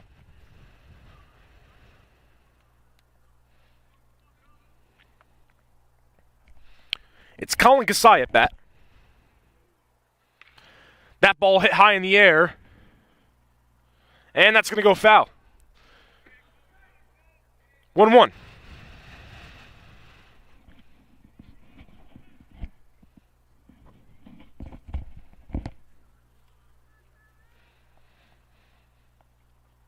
A phenomenal home run from Owen Schilling. In the clutch when they needed him most, he delivered. It's now Colin Kasai at bat. That's a ball, 2-1. Once again, it's the top of the 10th. This is the 10th inning. Swing and a miss, 2-2.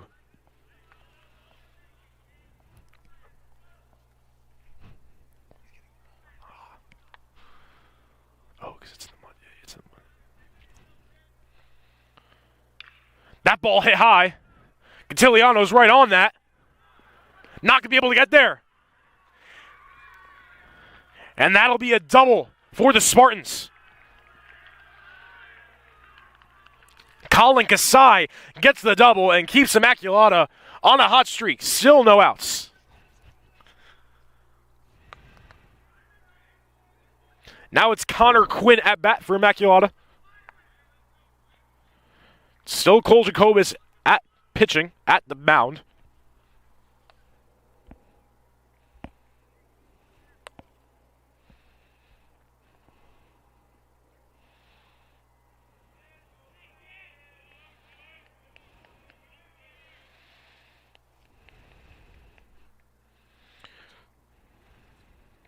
So here's Quinn.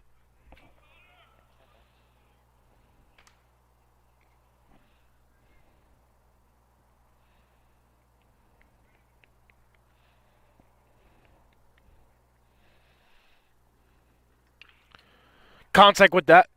Foul ball. 0-2. The sun is setting. Have to think that if this might get dark, we could see a suspension of the game. But depending on how Central does, the next inning could determine a lot. It's an 0-2 count for Quinn. And that's a strike. So the first strikeout of the inning for Cole Jacobus. That brings on Daniel Brea. Daniel Brea had a single in his last bat.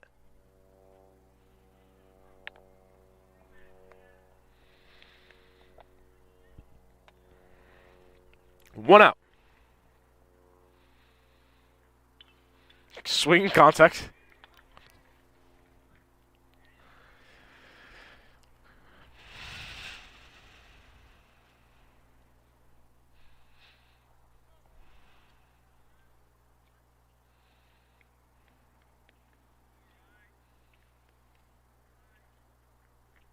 That ball high in the air. It's a 1-1.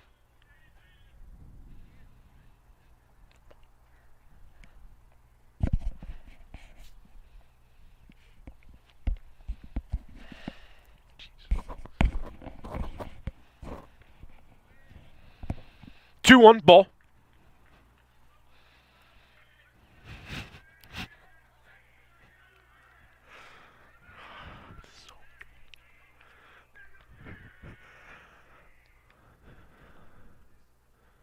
Swung on and missed. 2-2 for Connor Quinn. Aiden English up next, and then that brings the ninth batter, Jackson.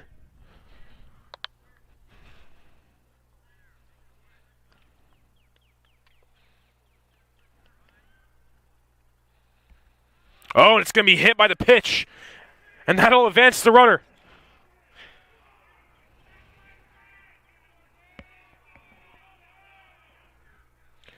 Excuse me, that was actually Daniel Brea. And up next is Aiden English.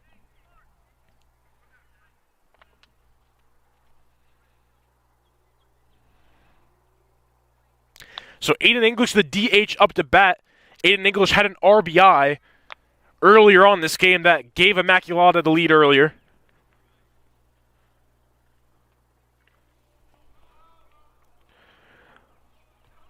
Won't call that a strike. 1-0. 1 out, 6-4 Immaculata.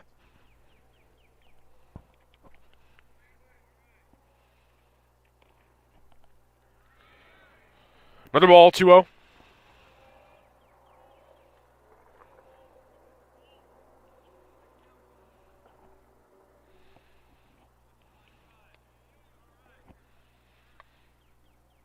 That ball hit.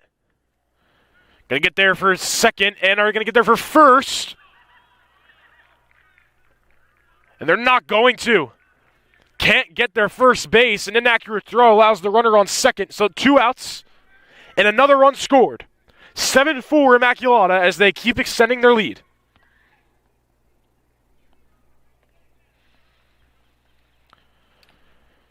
One out was there on the attempted double. Got there at second. Couldn't get the throw to first. Little inaccurate of a throw. Now that brings the ninth batter for the Spartans. That is Jonathan Jackson Lewis.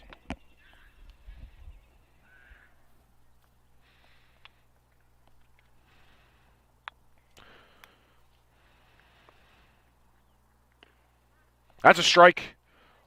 A 1-2 count. Excuse me, 1-1.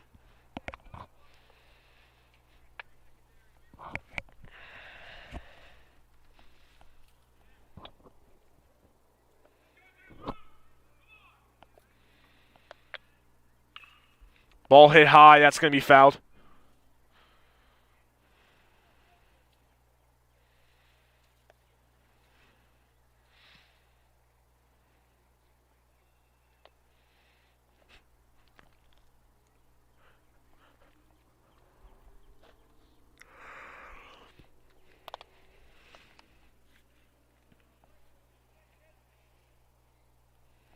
They're going to call that a foul. 1-2.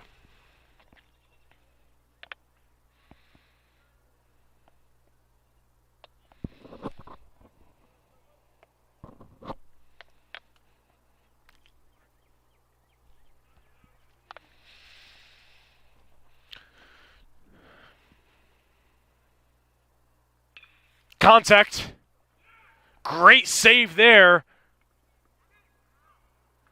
And they're going to call him out at first. And that'll do it for the top of the 10th. Owen Schilling, ice in his veins, home run. But Central still has one more chance. Bottom 10th coming your way.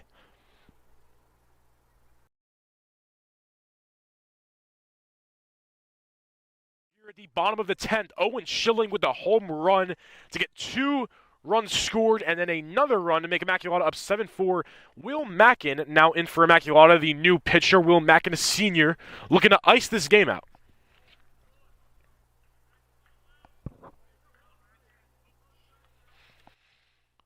That ball hit high. Right near the end of the outfield, and that's going to be caught easily by Jason Labrador. 2 outs for Immaculata winning this game. It is now Connor Moniz at bat. That was Mike Bernetti at bat. Connor Moniz had a run scored earlier on when Central took the lead 4-2. Swing and a miss. 0-1 count.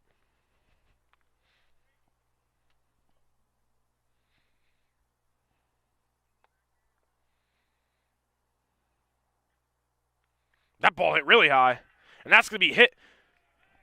It hit Connor Moniz' helmet, so he'll go to first as he was hit by the pitch, and that brings out Chris Coons. Excuse me, that was, yeah, or no, that was Bernetti. That was Mike Bernetti.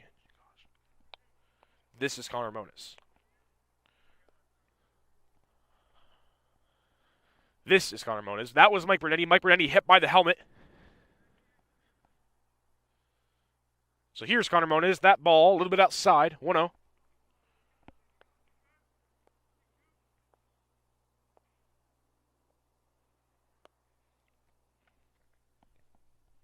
One out so far. That ball high. Looks for Bernetti there. 2-0 count.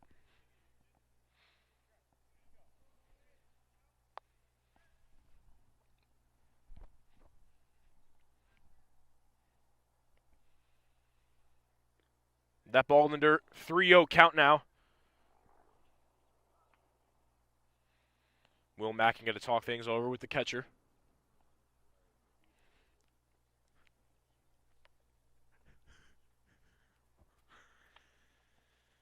What a long game this inning's been. For the while, it was just a pitching battle between both teams. But now we're deep in. Both teams extremely tired. It's who wants it more. It's Connor Moniz at bat. 3-0 count with 1 out. Bottom of the 10th.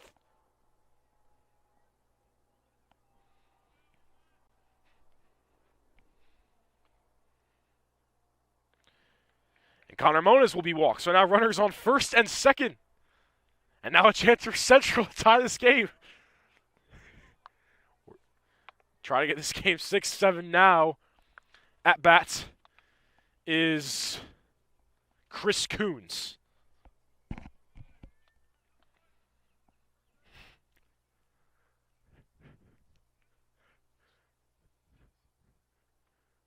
Oh, that ball high. 1-0 count.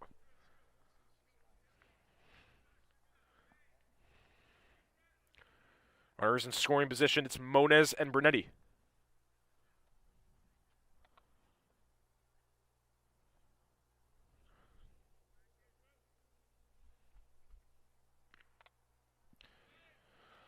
Little over the inside. 2-0 count.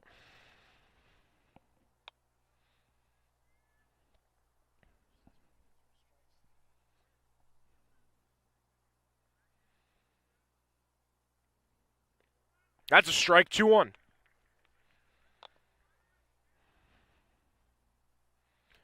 Delfonso up next to bat.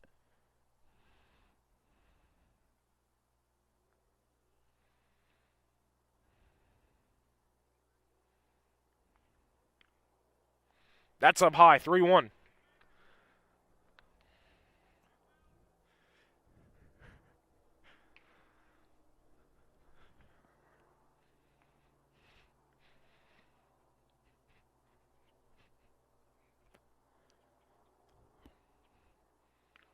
And that's a ball. It's a walk. And the bases.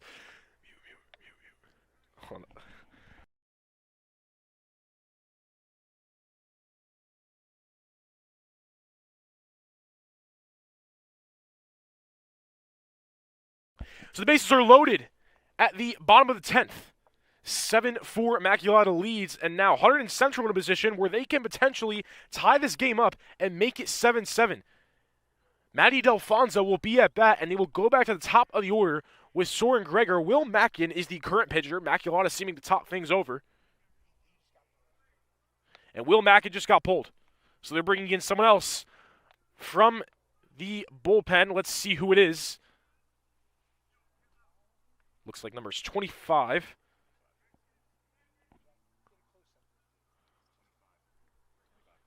Number 25 for Immaculata, Michael Drelich will be pitching. So Michael Drelich will warm up. Stay tuned.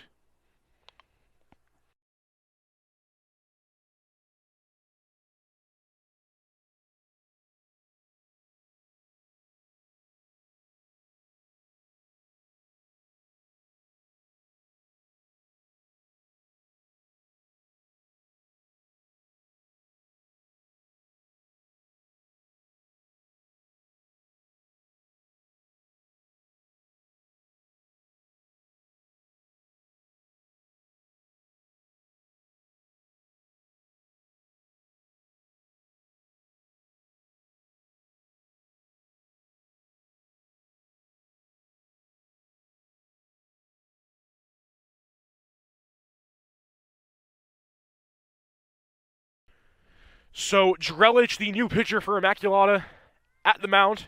It is Matty Delfonso at bat at the bottom of the 10th. The bases are loaded. Brunetti, Moniz, Coons. Immaculata having to go deep into their bullpen now. Michael Drelich trying to end this game. That ball's high. 1-0.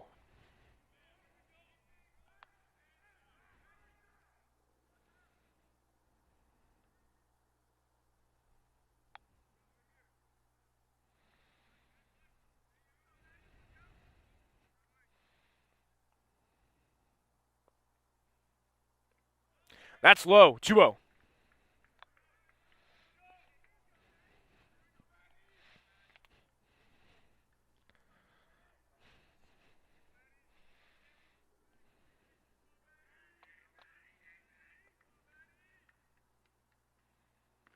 High up in the air. 3-0 count. A walk here would be a run for Central to make it 7-5.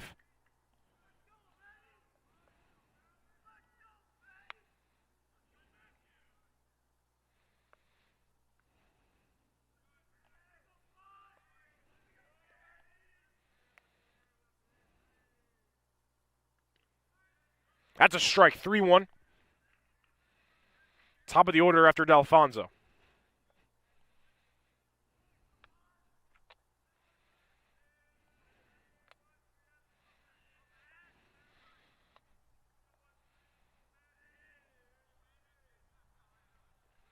And Alfonso's walk, so a run scored for Hunterdon Central, and the Red Devils are not out of it yet. 7-5, Lotta still leads.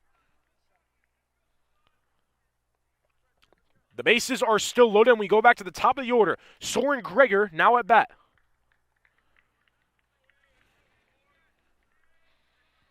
Only one out, Drelich the pitcher.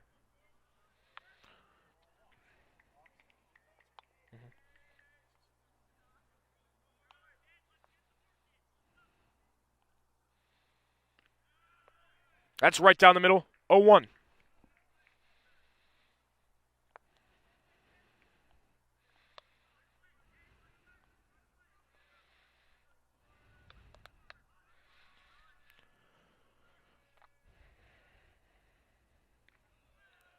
Soren at the duck there. That's a ball, 1-1. Danny Cantiliano will be next at bat.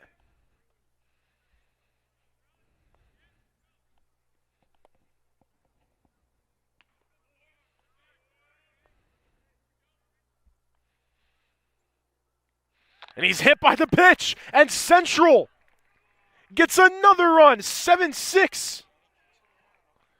Danny Cantiliano is at bat with a chance for Central to win this game. Yeah, and they can't intentionally walk Cantiliano. If they do, they tie it up at 7-7.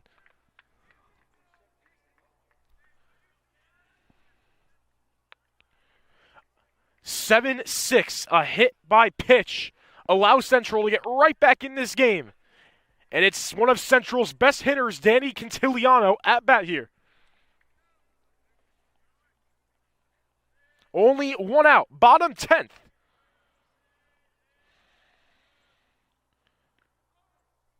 That's a ball, 1-0.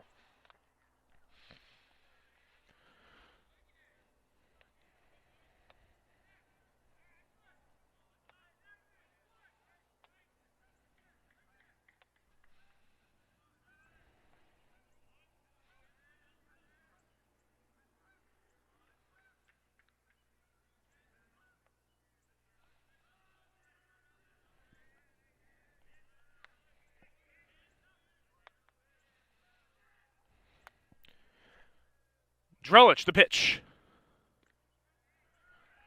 That'll be another strike, an 0-2 count for Danny Cantiliano. A chance here for Cantiliano to potentially tie it up or win the game.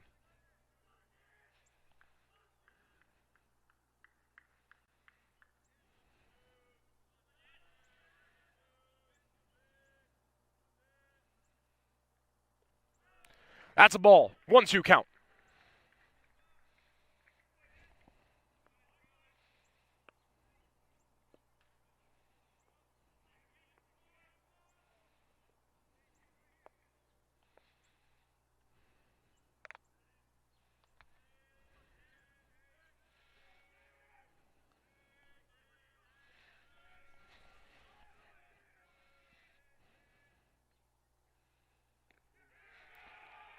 That's a strike. Danny Cantiliano gets striked out, and it's a huge moment now. Jesse Allen, one of Central's best hitters in a huge game. Immaculata was up 4-2 in the ninth. Central comes back to tie it at 4-4. Immaculata goes up 7-4, and now Central sees themselves down 7-6, potentially looking to win the game. It's Relich the pitcher, Allen the hitter. Huge moment in a game that seems like it's never going to end. It could very well end here. Relich has pitched a couple innings, has been solid so far, but he's given up 2 runs. He cannot give up this one. Here's the pitch from Relich. Allen hits it, short ground ball, shortstop charging up. 1 run scored, another run looking to score. He's going to get there, it looks like he will, and that'll do it. The Red Devils will take down Immaculata. Jesse Allen with an RBI, ice in his veins to close it out, and Central takes down the Spartans, and they tie the series with Immaculata. What a moment for Jesse Allen, what a win for Hunterdon Central. Stay tuned for more.